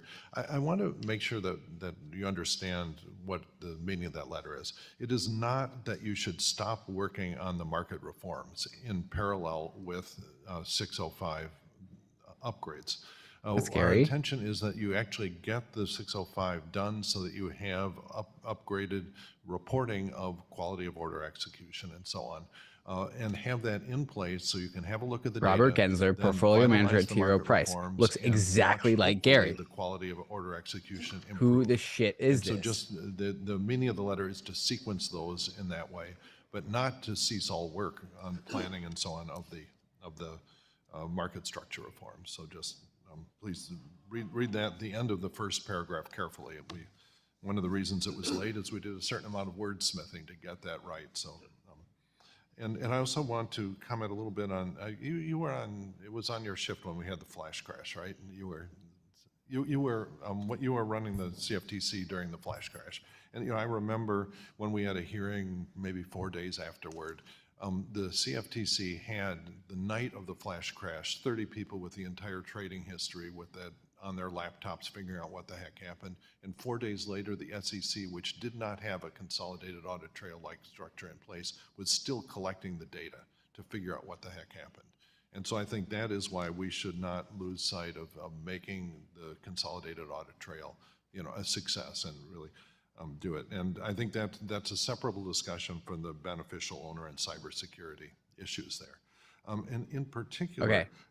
Because last I don't know time, whoever one of the hell ways this that is. I raised Tom it the Emmer last time we were in front of made a the- statement. our Actually, we're going to committee pause here. this. I We're would going ask you to about mute the this because it's boring, and we're going to listen to Tom Emmer, who's hyping up his own incoming I identified his own incoming both the conference chair's remarks and statements here. Michael Cloud's remarks, but for me, it's a big day in Congress for more reasons than what we've talked about so far. Today, SEC Chair Gary Gensler is going to testify before the House Financial Services Committee. And boy, does he have a lot to answer for. Under Gary Gensler's leadership, I would say failed leadership, the SEC has been an incompetent cop on the beat. Throughout his career, Gensler has been relentlessly loyal to the biggest institutions at the expense of everyday Americans. Today, he's going to face some important questions about that. Gary Gensler has worked to consolidate his own power, even though it means crushing opportunities and, frankly, the financial future of this country. This strategy hasn't been successful for him. As you note, the SEC continues to lose again and again in the courts on its crusade against digital asset innovation. So it should be increasingly obvious that the crypto industry is not an industry rife with non-compliance. Thank you. Rogue bureaucrats like Gary Gensler are supposed to be working for the people, not reigning over them. I, for one, would like to see the SEC return to its mission and make sure that they protect opportunities for every American who wants to participate in the greatest capital markets in the world. Digital asset innovation is an important part of that. Despite what Gary Gensler getting thinks, hyped and he is pre-gaming in the not locker a room. government of one. He is a bureaucrat who answers to Congress, and I look forward to having him before our committee today. And now I turn it over to our beloved leader, the toughest man in Congress, Steve Scalise. Thank you, Tom Emmer. I look forward to your comments soon. Can quantify their order quality. That's what this Rule 605 That's right, but then you have to measures. make sure it's an apples-to-apples comparison. They will have an incentive to not quite, if there's an ambiguity, they will resolve it in favor of making their numbers look good. You're going to have some of your employees looking over that. Whereas if you just say, okay, find a competent entity, like S3 seems to have a pretty good market share of doing that already, or FINRA. Oh, that's happened very nice. To just write one piece of software, make it public, No shit. run that piece of software in the consolidated audit trail, Oh, he did the so same that thing. everyone any understands more? exactly what numbers are being reported. The one thing is the consolidated audit trail does not capture and compare, the orders, like you bought something on a Tuesday, or you put an order in and here's the actual quality. 17. So it would be bolting more requirements, I think, onto the consolidated audit trail, but we can follow up and just talk further. I think it actually could. The gentleman's time's expired. The chair now recognizes the gentleman from Kentucky, Mr. Barr, for 5 minutes. Chairman Gensler, have you ever spoken to Senator Menendez about the Security and Exchange Commission's Director of Enforcement, Gurbir Grewal? No. On May 20th, 2021, your public calendar notes a call with Senator Menendez. What was discussed during that call, if you can remember? 2 years ago, YouTube chat. sir, How do if I recall, there how was do I some get past this? discussion Add about, this paywall.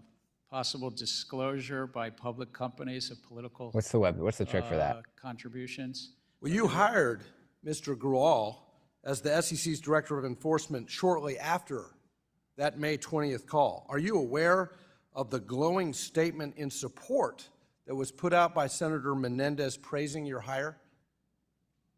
I thank you for letting me know that, but until you told me, or until today. Well, I'm deeply concerned about this, and I'll be following up with your office with additional questions and expect a written response.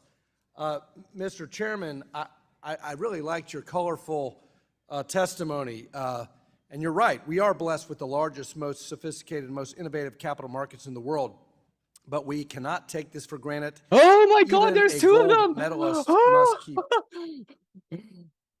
No way. 90s, I was a tech read a single thing on blockchain. All right. Rob, what do you think? Rob read a $20 billion funds, and he's not read a single thing on the syllabus. No, I haven't even read a single thing on blockchain. In the Oh 90s, my God! I was a tech. Oh, we're twins. Yeah. In the 90s, I was a tech and telecom investor, and it's relevant to inform my biases because I saw, Oh shit.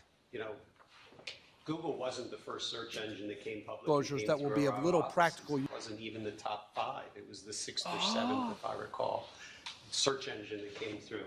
And the first 5 didn't have a monetization case, and Google wound up figuring out the puzzle. And I saw all the things in the 90s in the tech wreck and the tech crash and all. What intrigues me about this is, and I'm not a minimalist as to blockchain has no economic basis. It actually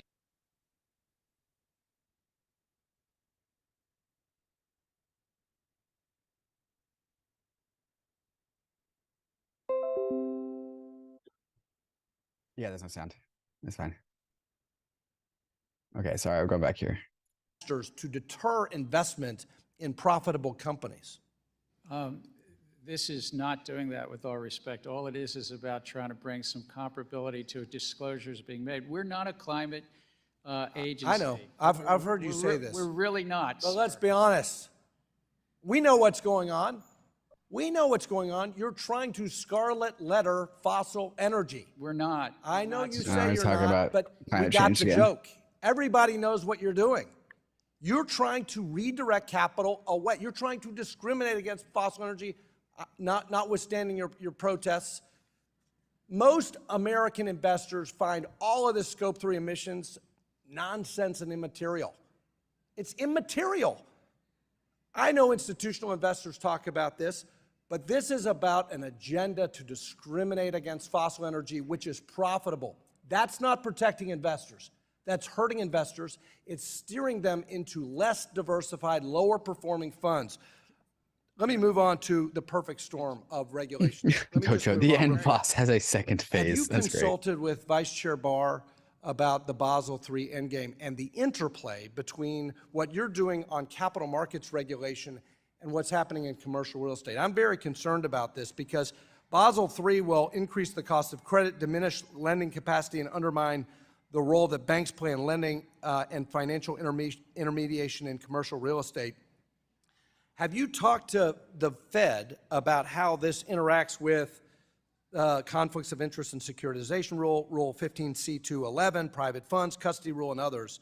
Because I'm really worried that Basel III endgame, Patrick McHenry just put this tweet out. Proposals would lead to a death by 1,000 cuts for commercial real estate when we're looking at maturities. This is boring, so we're going to of watch his opening 1.5 remarks. Welcome back, Chairman Gensler.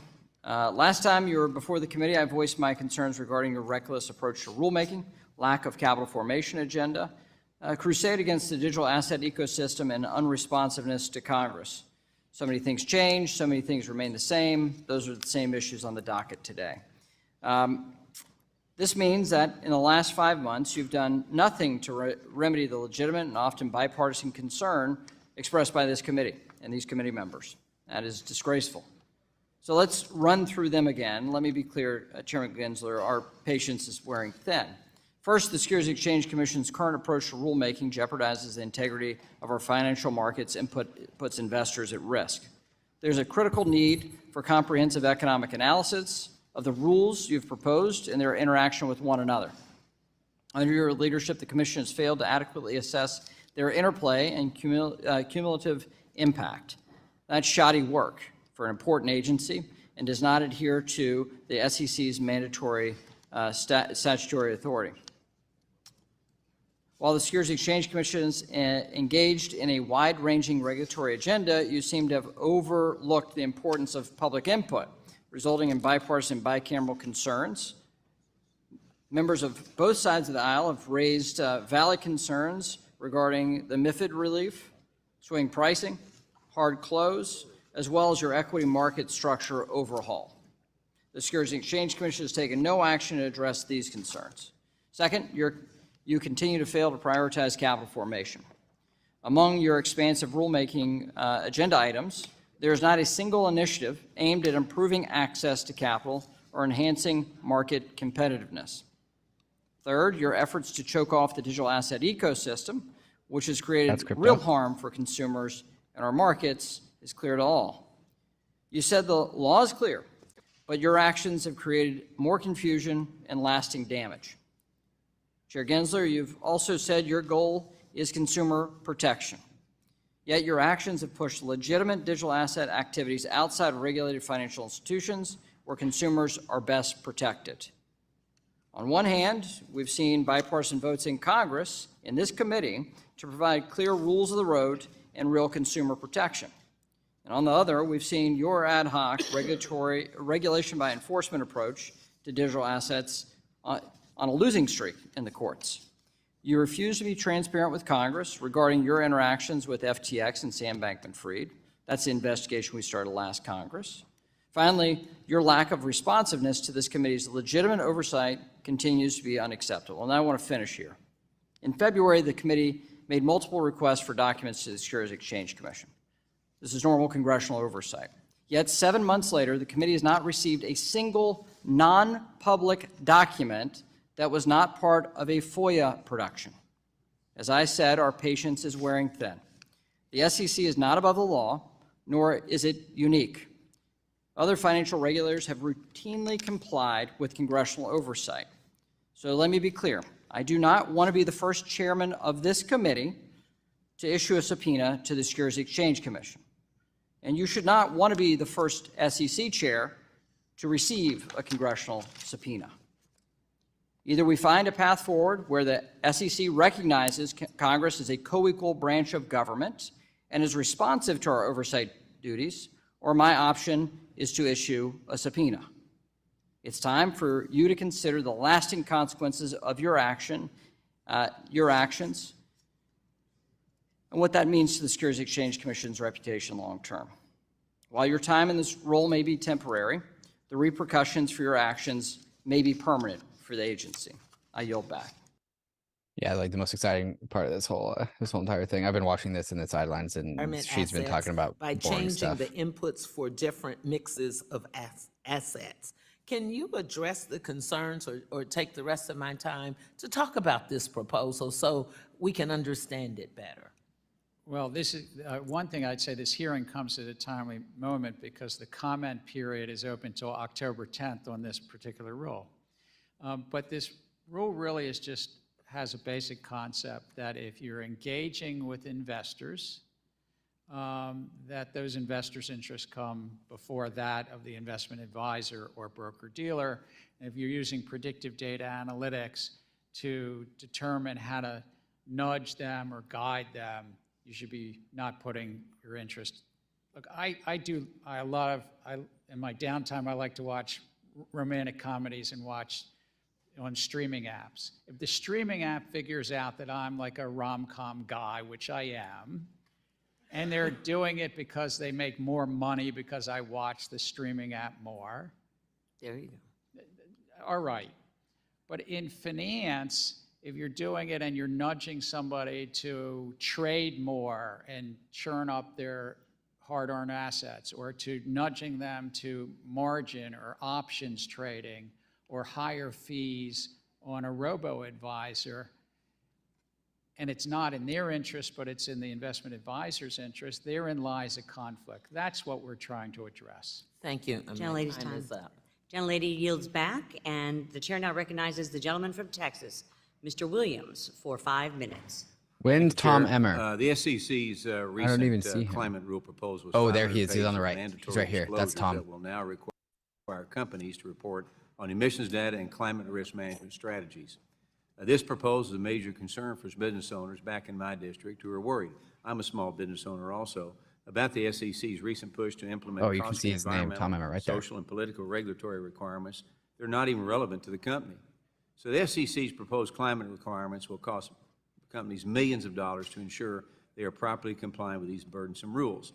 This will force business owners to hire more lawyers and compliance officers rather than investing back in their employees and operations, which would help their businesses grow and bring more in revenue, and I've seen that happen in my business. So businesses are already struggling to operate within tight margins, and an increase in compliance costs could be their tipping point. And on top of that, the Scope 3 emissions disclosure will direct companies to speculate on the emissions output for their suppliers and products, which require substantial information to order to get a proper estimate. So this could lead to smaller businesses being left out due to how difficult it is for them to obtain this complex information. And the SEC crusade is extremely out of touch and exceeds their intended missions and statutory authority. So the SEC needs to stop their abuse of the rulemaking process before they cause any further damage to the industry. So, Mr. Chairman, what is the average amount of time and resources everyday companies will need to ensure they are properly complying with the excessive climate risk disclosures? And how can mandating companies to file on indirect emissions relating to their company provide consistent information for investors? Again, and Mr. Boer, sitting behind you, asked a similar question. Let me just put it in context, if I may. Investors today are making investment decisions based on climate risk disclosures. We're trying to bring some comparability. Both you and other members have raised this question about greenhouse gas emissions, so-called Scope 3, and for the listening public, this is of the value chain. It's not about the company itself, it's about their suppliers or their customers. And we got a lot of comment in the public file about this, not just from members of Congress, but from small and medium-sized enterprises in your district and other districts, from farmers and ranchers and the like. We're taking a very close look at this. Our remit, our legal authority is about public companies. It's about the public companies. And over half of the top 1,000 already making disclosures around their emissions. But we understood even in the proposal that so-called Scope 3 is less developed, is less used, and we got a lot of feedback, and we're taking that under consideration and looking at it very closely. Because when you make small businesses smaller because of regulations, Yeah, it's and not let me gonna work. assure you, sir, and I've said this in a Senate hearing 2 weeks ago as well, our remit is just about those public companies. It's not the private companies in your district. My dad had a very small company too. That's not the remit of the SEC. All right. The SEC's rulemaking process is unprecedented, proposing over 50 rulemakings since the spring of 2021. The SEC has failed to understand the impact of these rules and how they will each affect the industry, as well as the aggregate amount or impact. It is crucial that the SEC conduct cost-benefit analysis and solicit industry feedback of these proposals and what it will cost for the participants that the Commission oversees. I was proud to sign on to a letter led by Chairman McHenry to you, highlighting our concerns with rulemaking agenda and substantial volume. It's vital that the SEC understands the regulatory and financial burdens that they are unjustly placing on market participants, just like we talked about. So in closing, Chair, has the SEC engaged in any roundtables, field hearings, or investor testing to really solicit feedback before rulemaking? Again, it was good to read your letter about 8 p.m. last night. It was a good letter. But in terms of your question, we solicit feedback in the formal way through the comment period. We solicit feedback and have hundreds of meetings, sometimes on any one rule with market participants, and then we detail them in the files, and we benefit from that feedback. Brian in the YouTube says this has been 2 minutes of discussion. What a disappointment. Yeah, I would say, I would agree. But I think we're about to get Tom Emmer. The gentleman from California, Mr. Vargas, for 5 minutes. Thank you, Madam Chair, and I want to thank the chair and the ranking. Tom Emmer went close to last time too. Oh, and that's Warren Davidson as well. So we got two people to look forward to. Warren Davidson in the red tie. Chairman Lucas. And Tom Chairman Emmer. Lucas was the chairman of the Agriculture Committee when I first came to Congress 11 years ago. He was eminently fair and a good person to work with. And we have an 1,800-pound bull on our property and our ranch. And I got to tell you, don't mess with those animals. Those are big animals. They can do a lot of damage. So it was great to see him here today. Like I said, I think everyone on this committee has great respect for him. Thank you, Mr. Vargas. But it's great to see you here. You were asked somewhat of a catch-22 question earlier, and that was you were supposed to produce some documents, and within those documents was a letter that was, given to you by this committee. And then in that situation, it's either you disclose that letter is in there, and they say, aha, you disclosed the letter that we sent you, how typical. Or if you didn't, you'd say, boy, you didn't even disclose the letter that we sent him. So you were sort of caught in a catch-22 no matter which way you answered. I'm glad you disclosed the letter.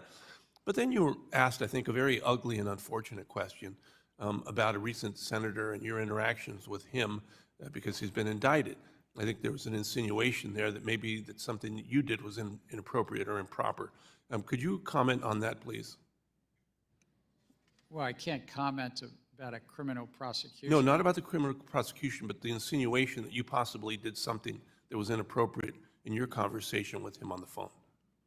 Oh, no, I mean, I didn't discuss anything with the senator in May of 2021, except for his concerns about federal securities laws and disclosure, if I recall. But there might have been other topics that he talked about around disclosure around diversity by investment advisors. Yeah, I just wanted to give you an opportunity to say that because, again, I think that was a bit of an unfair question. And so, in a role like mine, I engage with senators and members of the House of Representatives, and we benefit from those engagements. yeah, no, I agree. But again, thank you for being here and thank you for answering that question. Now, I am I take a very different view of climate-related risks, of course, on this side, and I think it is one of the biggest issues that we face as a world and certainly as a country. And the reasonable standard, again, was created by Thurgood Marshall, and that is the reasonable person, the materiality. What would a reasonable person want to know? And it seems to me, with all the headlines that we have and all the information that we have about climate-related risk, and I could go through a whole bunch of headlines here, which I won't, but it seems to be that this is a gigantic issue, and people want to know. And in fact, people do want to know, and companies have been disclosing this for a while. So I think you're on the right track.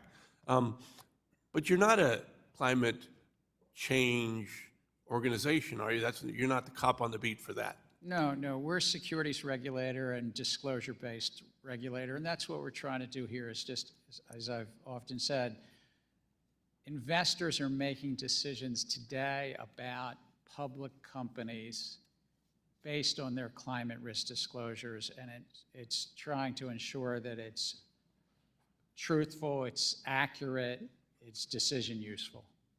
Yeah, and in fact, this is what people want to know today, isn't it? I mean, any investor today that reads the newspaper, especially if they're invested in insurance or a company like that, they say, well, why isn't my company, insuring in California or along the, the areas in Florida that get swamped all the time with these huge hurricanes? Well, it's because of climate change.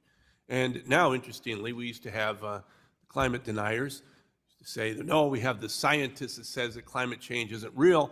Now, basically, all the climate scientists, all the scientists agree. Now, you got some knuckleheads that are column writers that say, this isn't true, but it's not a scientist. Serious scientists don't dispute it anymore. And it's real, and it's a big deal, and I'm glad you guys are looking into it because investors want to know about this, especially long-term investors. I would say from the SEC's perspective, it's about whether investors are making investment decisions and find it material, as you mentioned, the Supreme Court law of the land, that a substantial likelihood that a reasonable investor finds it significant in the total mix of information. And that's what we know to be the case today. If 80+% of the top 1,000 companies are making some climate risk disclosures, they're not all making scope 3. We had lively discussions about that. But in terms of climate risk, a lot of companies are making disclosures already. Well, thank you again for being here. My time is up, so my last 7 seconds, I thank the chair again. Thank you, Mr. Chair. Give us Tom Emmer. Gentleman from Minnesota, the whip. Mr. Yes, here we go. Here we go. All right. Thank you, Mr. Chair. Chair Gensler, I have a series of questions that require a yes or no answer, and in the interest of my limited time, I'd appreciate it if you would comply with that. Mr. Gensler, is it fair to say generally that large institutions in any given industry benefit more from regulatory uncertainty than everyday market participants or smaller institutions who don't have the scale or the capital to fund expensive compliance teams? Large institutions could benefit from uncertainty. Reclaiming my time. The answer Nice. is yes, sir. Yes, it is. Mr. Gensler, you had an 18-year career at Goldman Sachs where you were partner and co-head of finance, correct? Yes, sir. Thank you. And is it correct to say that you made most of your personal wealth directly through your employment at this bank, Goldman Sachs? I've done well since then, too, sir. I'll take that as a yes as well. That's pretty funny. You described the SEC under your leadership as the cop on the beat watching out for our constituents, correct? I think that's a mandate that Congress Yeah, and I has think given you've us. said that, reclaiming my time. The answer is yes, sir. If you could just comply with what I've asked, I'd appreciate it. But given your 18-year career at one of the biggest banks in the world and the personal financial fortune you amassed there, do you think it's possible for you to serve as an impartial regulator and not favor large financial intermediaries? Absolutely, sir. Well, Mr. Gensler, do you believe the vast majority of digital assets meet the investment contract test and are therefore securities operating illegally outside of the U.S. regulatory umbrella? As I've said, many of these assets are basically the public is anticipating Sir, is profits that a yes? based on the efforts of others. Is the answer then yes? Again, without prejudging anyone, I do think that the significant Reclaiming my majority time. are I'll take it as a investment yes. And to be contracts. clear, sir, this perspective has nothing to do with a concern you noted in a speech last year where you said, quote, "Over the past year, several bank executives have shared their concerns with me about the sheer number of depositors who have moved money from their bank accounts into crypto-related exchanges and wallets," end quote. Right? The concern that those bank executives raised was that there's. Again, I'm those reclaiming my time, customers were sir. getting No, hurt. I've asked you to answer the questions as short as I can so I can use the time I have, and it's clear that you would like to avoid answering the questions, in my opinion. An Obama-appointed judge in the Southern District of New York, a bank-friendly jurisdiction where you bring most of your cases, recently found that decentralized financial technology, quote, not only removes the so-called middlemen from these transactions, but it also allows users to interact through a variety of methods in an easy and efficient manner, end quote. Yes, it does. The court also said underwriters, like the ones at banks where you work, sir, are, quote, precisely the types of individual roles that decentralized exchanges were designed to eliminate, end quote. Mr. Gensler, can you assure this committee that your style of regulation by harassment towards digital asset innovation is to the benefit of every American and not driven by your desires to protect industry incumbents? This is a field that's rife with fraud and manipulation, and I'm looking out for the American investors who've been hurt by the crypto. Yeah. I'll fraudsters reclaim my and time. Mr. scammers. Gensler, despite your years of rhetoric, like today, I'm convinced you are not an impartial regulator. Instead, it's clear that you are working to consolidate your own power, even though it means crushing opportunities for everyday Americans and, frankly, the financial future of this country. Even the federal courts are highlighting the damage you, sir, are doing to our constituents, and they're telling you that you don't have the legal authority to accomplish your goal of squashing competition in the financial markets. Congress has been telling you that too. Now, Mr. Gensler, I believe our great financial system is the definition of freedom in this country. And congressional policies must provide room for the traditional financial system to evolve alongside the disruptive digital asset ecosystem.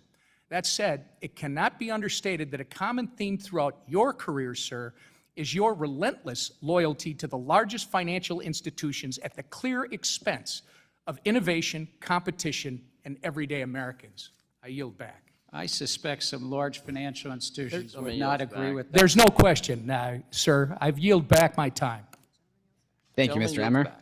Gentleman from New Jersey, Mr. Gottheimer, is recognized for 5 minutes. Thank you, Mr. Chairman. All right, that might have Chairman been it. Gensler, Shana Tova. It's good to see you. Shana Tova, may this year bring you health and happiness. You too, sir. If I can begin, in your testimony, you said that it generally takes 12 to 24 months for the SEC to proceed from issuing a new rule proposal to adopting it as a final rule. That may seem like a long time, but I assure you, as it's not a very long time for some of the smaller stakeholders that I speak to about who are spending so much of their time and resources and running their business and trying to compete. And of course, you know, I'm getting concerned, and I wanted to get your thoughts on this as well.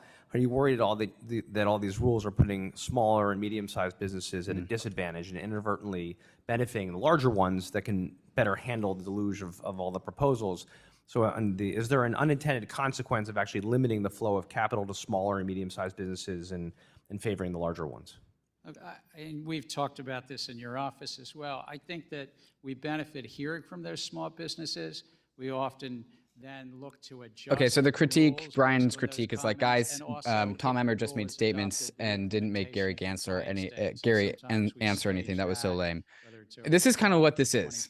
Like, this is the arena of public opinion and public interest and public influence. Nothing actually gets done in these things. This is just drama. This is just the sitcom of Congress. And it's a matter of just like watching for the onlookers, right? It's like it's like fighting in Twitter. Like, you don't actually try and convince your opponent. You just produce a scene for people to watch and judge.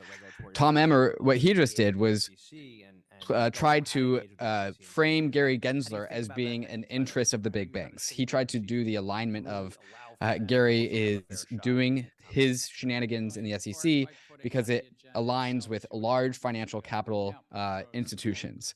The whole like lack of clarity that Congressman Emmer charged Gary Gensler with producing, he said that implicitly benefits large-scale institutions and is makes it an uphill battle for smaller businesses, because one small, like, becoming compliant or navigating regulatory uncertainty is always going to benefit the large scale institutions. So that's what Tom Emmer was doing. He was trying to position Gary Gensler as just an agent of chaos, because chaos inherently benefits the incumbents, the large scale financial institutions, the banks. It never really mattered what Gary Gensler's answers was, which is why Tom Emmer wasn't interested in hearing them, or didn't really care about anything beyond like a yes or no. He only really wanted to ask the question and place the framing of Gary Gensler as being a corrupt regulator that just all of his actions naturally benefit the incumbent institutions. So that's my analysis on it. That's kind of why we're doing this. Directing the SEC and CFTC to do a joint rulemaking, creating a process for delisting. The clear rules of the road for digital are critical to protect consumers and promote innovation here in the United States. You've claimed that you have all the authority you need, I know before us, but a rulemaking process hasn't started yet.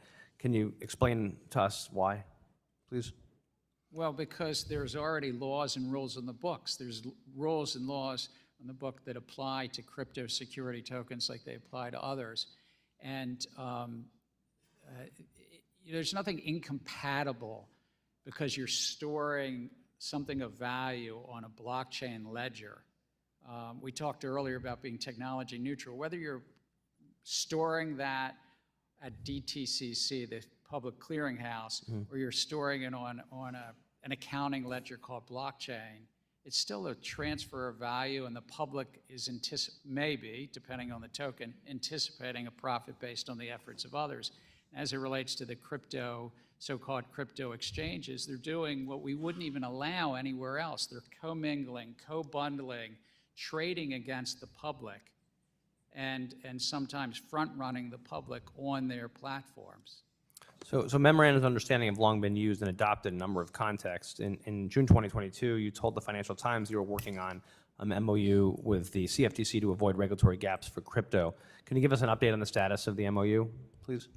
I was hopeful that we would do something there, but what we do is on a case-by-case basis and issue-by-issue basis, work with the Commodity Futures Trading Commission with regard to this crypto field. They have important authorities. They execute against those authorities. We do against our authorities, really both with the same goal of protecting the public. Thank you, May. Have a sweet new year. Thank you. Gentleman's time has expired.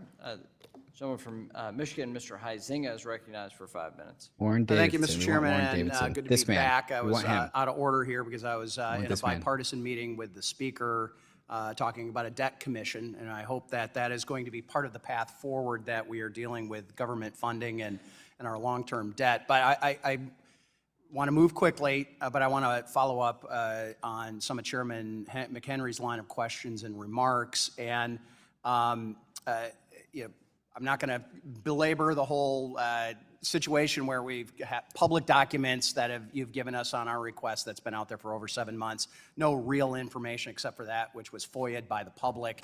Our request simply seeks to obtain information to better understand the black box of the SEC's activities on climate-related measures and its rulemaking authority. And you had said in your own remarks, quote, based on authorities granted by Congress. Well, I dispute the assertion that you've been granted that authority in this particular case, and we are a co-equal branch of government, and this is routine congressional oversight. So let's talk a little bit about the commission vote for the climate request. When Chair McHenry asked, have you scheduled a vote for the commission? I did not hear an answer on that. Or when will a vote be scheduled? I did not hear an answer on that. There's 13,000 emails and documents we've been told that are ready to be produced, but are being held up by a provision within the Exchange Commission, 24C, Exchange Act, sorry, I should say. It requires a vote of the SEC commissioners, is your assertion, or the commission's assertion.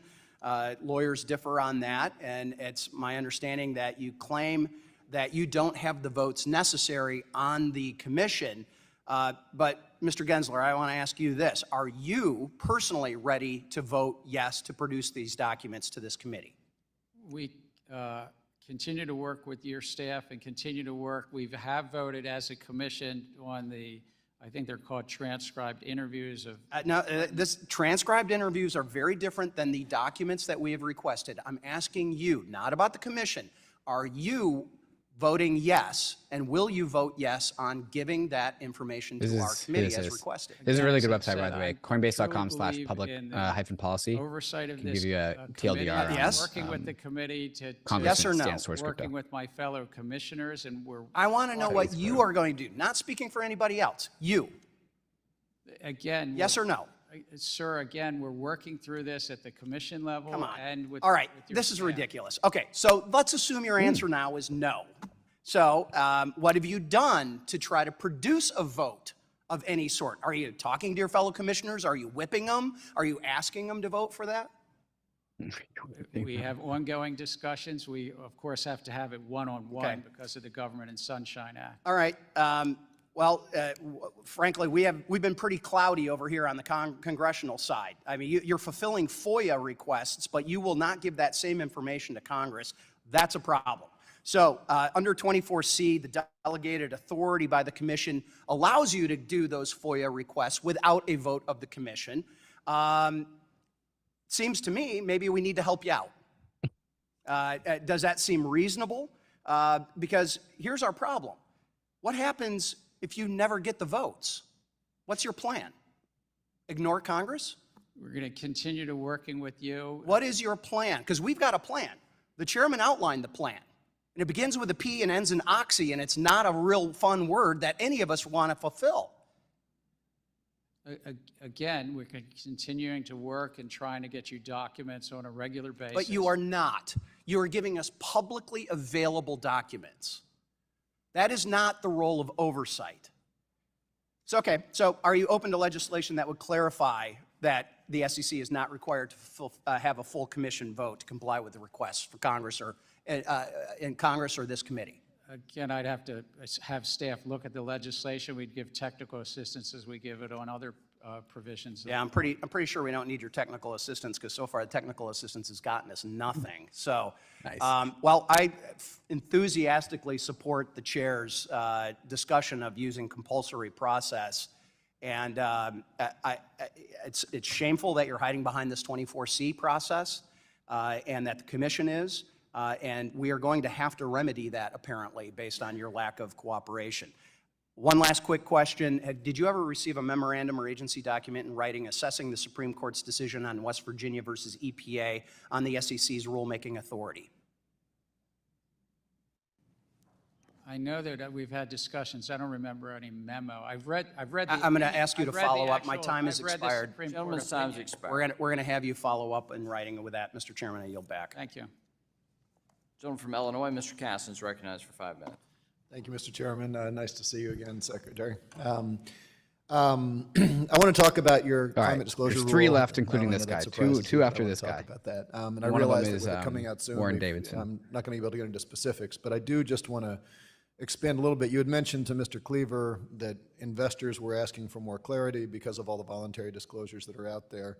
And I think, but I don't want to be presumptuous, that there's some history there that I'm hoping you can share, because I think in 2010, SEC drafted sort of interpretive guidance regarding more voluntary disclosures. Can you clarify what happened between 2010 and then 12 years later in March of 22 when the SEC decided that it was necessary to provide some more disclosure, and specifically if you can comment, like, what was industry asking you for? So a lot changed in the 12 years, particularly investors got more and more interested making investment decisions. And here in the US, companies responded, their investor relations and their CFOs and corporate executives responded to meet those requests by investors. And they started following something that was called the TCFD framework. You're probably familiar with this international framework, which interestingly was 32 people that were mostly from industry. They weren't government sector that came to this framework. And so by 2021, 80+% of the top 1,000 companies were making some climate risk disclosures. That's what really changed. Investor demand for investor decision-making and that's where the SEC has a role. Well, I appreciate that. That certainly is consistent with my experience in the private sector, and I think it's said that we need to keep reminding folks that this was a really industry-led initiative in the first instance. I want to move to the state level because a little while ago you had mentioned to the Wall Street Journal that if California finalized some rules, I think your quote was, you said, this may change some of the economic baseline of the commission as it relates to the pending order. And of course, last month, the California legislature did pass a package of climate disclosure bills, which I understand only relates to companies beyond a certain size that do business in California. But given your earlier comments, can you speak to how, if at all, that is factoring into how you're thinking about the disclosure and whether you're still on pace for an October release, as you'd earlier indicated? So in terms of,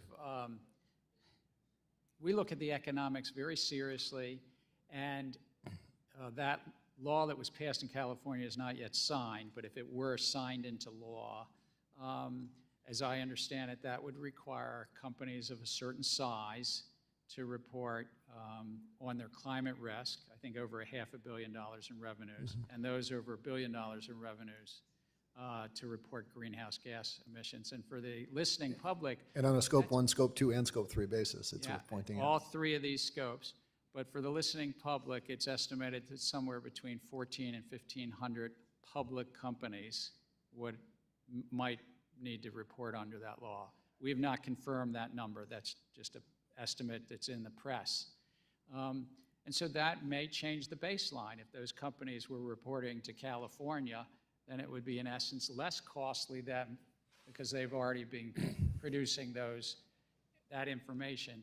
It's also important that the investing public, again, because they're making decisions based on those public reports, that they're accurate, that they're truthful, because the investing public benefits making sure that the accuracy of the disclosures.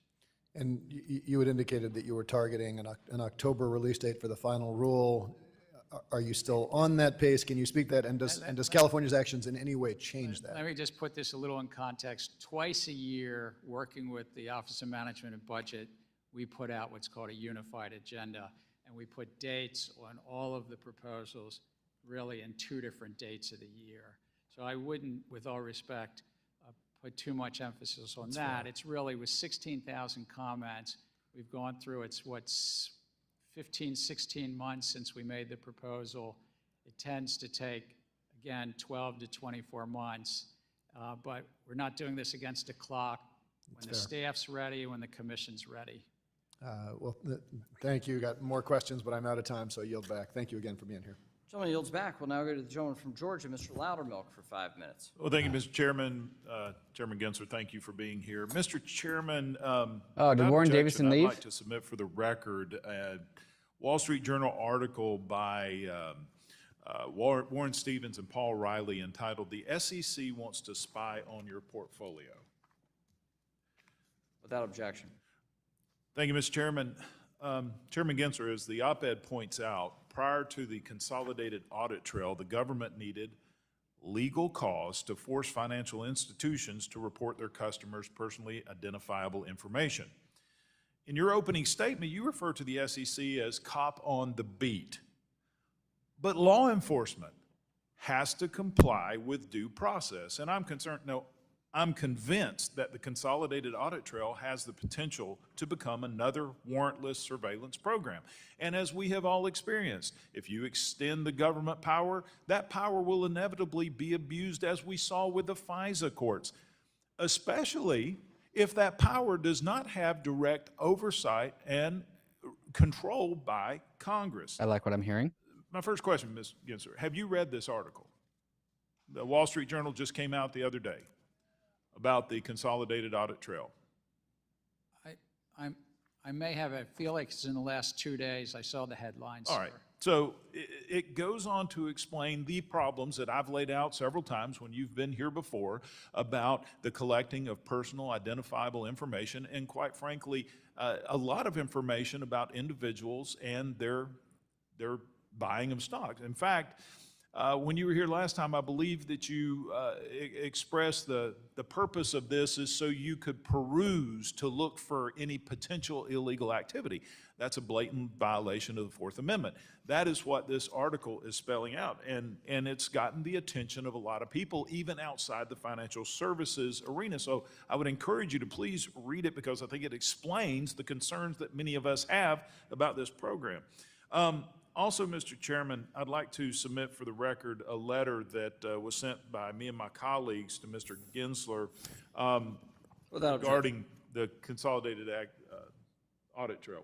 Without objection. Thank you, Mr. Chair. And Mr. Gensler, regarding this letter, in the letter I ask about the 3,000 individuals, estimated number of people or institutions that would have access to the Consolidated Audit Trail or the Customer Account Information System. 3,000 would have access to it. Who are these individuals, and how will they be vetted for access to such sensitive information? One, I do look forward. I will read the article that you mentioned. Two, in terms of individuals, it's only allowed to be used, this Consolidated Audit Trail, at the SEC and the self-regulatory organizations. At the SEC, it's our Division of Enforcement, our Economic Risk Analysis, folks in our trading and markets. How are they going to be, how are all these, 3,000 individuals getting access to personally identifiable information and details about stock transactions by even just a factory worker who has a Robinhood account?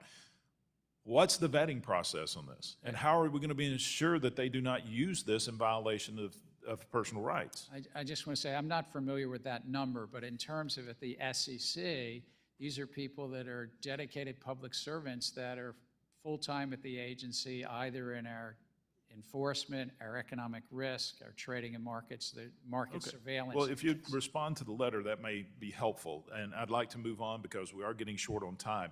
This really just a yes or no question. Will the SEC use data collected via the Consolidated Audit Trail and the Customer Account Information System to bring enforcement actions? We have already. We will anticipate in the future. So let me make sure I've got this right. Well, let me ask you this. How has it been funded, the Consolidated Audit Trail? Is this being appropriated by Congress? It's by industry funding. Okay, so private industry is funding this, which the cost of this has gone up exponentially since it started. But this, just to close out, I want to make sure I understand. You're saying that the Consolidated Audit Trail is a comprehensive database of transactions used for federal enforcement purposes, but it is not subject to congressional oversight or through appropriations. I mean, this is lining up to be another surveillance program without any control, without any constraint, without even the power of the purse. And I yield back. Gentleman's time has expired. We'll now go to the gentleman from New York, Mr. Torres, for 5 minutes. Oh, Richie Torres. Thank you, Mr. Chair. Oh, he's been on Bankless. Mr. Gensler, good morning. I worry that the term investment contract has become so infinitely malleable and manipulable that it means whatever you unilaterally thinks it ought to mean, right? I worry that when it comes to crypto, your interpretation of the term investment contract has no limiting principle and therefore could invite arbitrary and capricious enforcement action. So I want to take a few minutes to explore the concept of investment contract in greater depth. And I want to start with an obvious definitional question. We know that an investment contract requires an investment. Does an investment contract require a contract? You know, something about this definition, I will quote Thurgood Marshall, Congress painted with a broad brush. And when Marshall said that, he was writing the law of the land. So we follow this, how we test and how not just Marshall, but other courts interpreted it. And it has a four components. Again, I did not go to MIT, but in the Bronx, if I ask whether an investment contract includes a contract, the answer is typically yes or no. So, well, actually, sir, under the Supreme Court law of the land, they do not write that in. They say it's an investment of money in a common enterprise, and you're anticipating profits based on the efforts of others. So I took an oath to follow the law of the land, and that's the Supreme Court law of the land. Yeah, he's just so referring to the in Supreme Court. Howie, the Supreme Court refers to an investment contract as a contract, scheme, or transaction. That was the terminology that I saw in the case. And as far as I can tell, there's nothing in the Supreme Court's jurisprudence that suggests that a scheme or transaction means the absence of a contract. And so by way of illustration, consider the landmark case of SEC versus Howey. In the Howey case, there was not a single contract, but there were two contracts. A land sales contract with the Howey company and a service contract with Howey in the Hills. And the court found that the combination of those two contracts, the total scheme, the total transaction, the total economic reality, was constitutive of an investment contract. And so a scheme or a transaction does not mean the absence of any contract at all. It means, as it did in Howey, a multiplicity of contracts. In August, there were 6 law professors from law schools as preeminent as Yale who came to the following conclusion, quote, "No decision of the Supreme Court has ever found that a scheme that does not involve a contract could qualify as an investment contract." And so do you disagree with that statement? And if so, could you please cite a decision of the Supreme Court that has found an investment contract in the absence of an actual contract? The SEC has been in front of multiple courts, and investment contract has been... What's the name of the case, Mr. Gensler? The I'm Supreme not sure Court what case he's that has going after, found actually. an investment contract in the absence of an actual contract. Do you have the name? Can you cite a case?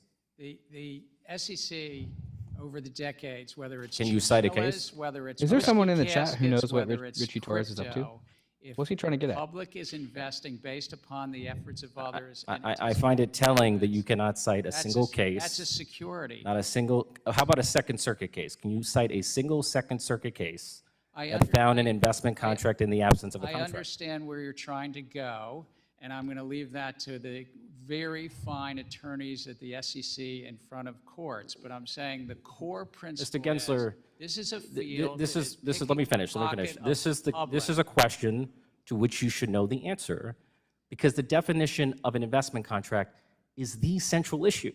That's what determines the extent of your authority. That's what determines the applicability of federal securities law to crypto transactions.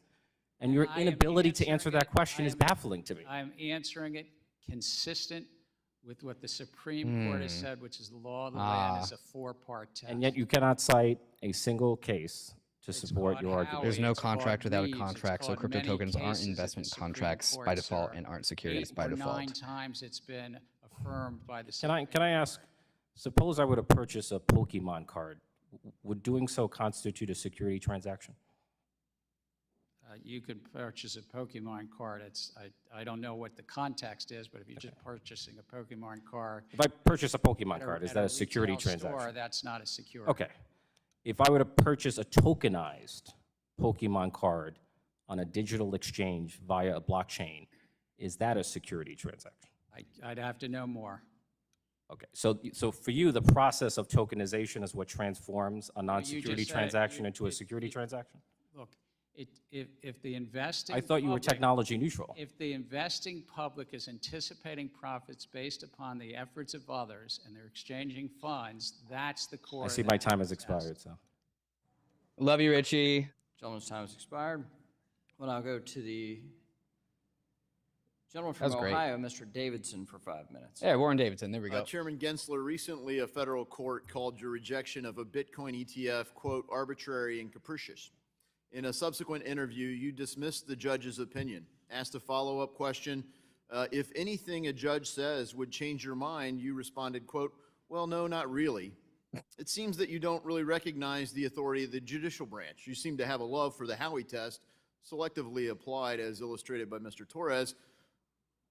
But, in light of those reactions, what should people make about the Bitcoin ETF? How will the SEC revise its approach? We have great respect for the courts. I personally have great respect for the courts. We're considering that. It's still an active consideration at the commission. And So you haven't made up we're your mind. I got to we're tell you. familiar with the case. Yeah, I got to tell you that many market participants have reached out and are concerned that you will arbitrarily, perhaps also capriciously, pull recent filings ahead of others who've been working with the SEC for years to get an approval for a Bitcoin spot ETF. Will this resemble some sort of free pass for one favored company while others remain locked out? And I ask that because it seems that's happened before at the SEC. Sir, I'm not sure if I'm following. I mean, we're still considering that court case and the application, as you say, to Bitcoin exchange-traded products. Are you going to preserve people's place in line, or are you going to pull ahead a favored transaction or another on the consideration of a Bitcoin spot ETF? Are you going to preserve the place in the queue? Because timing matters. People have worked on this for years, and then you get a recent filing by somebody big in the market, and it seems like, oh, yeah, let me take your calls. How can I help? Meanwhile, you've given the stiff arm, as I've said, Hotel California-style regulations where you can check in with the SEC, but you can never leave. Never leave with clarity. And how about the legislative branch? Do you recognize the authority of Congress or the laws that we pass? Yes, we comply with the laws that Congress passes every day. Well, I've heard you say that about the courts and now Congress, which is encouraging, but I am inclined to judge your deeds more than your words. And, I'll pick up where one of my colleagues, Mr. Huizinga, left off with the Supreme Court decision in West Virginia versus the EPA. Are you familiar with that case? Yes, sir, I'm familiar. It's an important case. Glad to hear you say that. And it would be binding, correct? It's the law of the land, sir. That's right. And it introduces a major questions doctrine. And you told Mr. Barr that you received tons of feedback on your proposed ESG disclosure rules, feedback that should make clear that the proposal for ESG disclosure is a major question. And it should make clear that you don't have the legal authority to do that. So I'd ask you to knock it off. Cease and desist and work with this body to pass a law if you want to regulate something. Frankly, your time as chairman has highlighted two problems, a Gary Gensler problem and a structural flaw in the SEC. And as I told you in April, I proposed a solution called the SEC Stabilization Act. You're making the case for this bill easier every day you're acting as the chairman by doing rulemaking after rulemaking without any regard to the impact of these rules, or maybe that's the feature for you, I don't know. But it's having a massive impact on our markets. I mean, we have markets that truly are the envy of the world, and why would you disrupt them with processes that are driving capital out of our markets? Not because to avoid our laws, but to find some place where they can get clarity, where they can work with a regulator and get a decision and a path forward. So instead of selectively applied, you're not providing clarity with a rule that's evenly applied. You're intentionally shortened comment periods to limit feedback. And the courts have even called this arbitrary and capricious. You're pushing a woke political and social agenda, and I think abusing your role and the authority of the SEC as cover. So, I think fundamentally, the SEC Stabilization Act would remove the role of chairman. It would preserve the current commissioners, but it would add a sixth commissioner. So there would be no more than 3 from any one this is his political Fire Gary party. Gensler Act. And so that Or would provide restructure a the path SEC. that would make the SEC do what you're avoiding. Frankly, you're front-running Congress, you're front-running the courts, you're front-running even the own administration, and no one has held you to account for that. I mean, I wish the Biden administration would say you're fired, but the list of folks they need to do that for is long. Congress hopefully will with the SEC Stabilization Act. I yield. Gentleman's time's expired. We'll now recognize the gentleman from Nevada, Mr. Horsford, for 5 minutes. Thank you, Chairman, and to the ranking member for the hearing, to Chair Gensler for being here.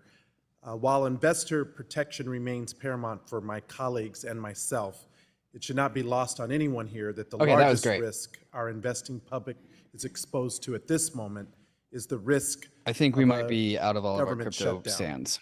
We hear time and again in this committee that our capital markets are the deepest and most efficient in the world, and yet a large part of why they were able to reach their presently enjoyed eminent status is because investors around the globe have confidence that the SEC has the power necessary to maintain fair and orderly markets. This is not about crypto. Without Okay, proper funding in understanding place, that the that is SEC pretty much cannot everyone carry that out has anything to say about crypto. I think that is a wrap.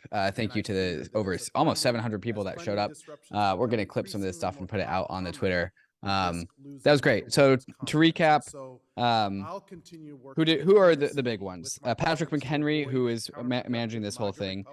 He had his opening statements, which were kind of a continuation of his last statements the last time we saw a Gary Gensler hearing in May, followed by Maxine Waters, who just made it super political and said, hey, anything that the red people on the left are doing, I want the opposite, and just in full support of Gary Gensler. We saw Brad Sherman, actually, interestingly, Democrat, who's previously supported the SEC, kind of grill the SEC on non-crypto related things. That was kind of interesting to see. Then we saw a fucking hour of like people talking about climate change and capital markets, which are so disconnected. So we had to just grill through that. And then we saw Tom Emmer, Warren Davidson, and Richie Torres finally ask some fantastic, very punchy, very poignant questions. I can't believe Richie Torres just brought up the conversation of tokenized Pokemon cards. I really hope that he got that from Ryan, because that's definitely Ryan's bit that he loves. And that was really the highlight of this whole entire thing. So with that, I have some work I got to get to, some other podcasts. So thank you everyone to the 700 people that showed up to watch us watch Congress gill Gary Gensler. Next time we see Gary Gensler here at another hearing, you know where to be. Come back here. So that's a wrap. We're going to shut this down, and thanks everyone for showing up.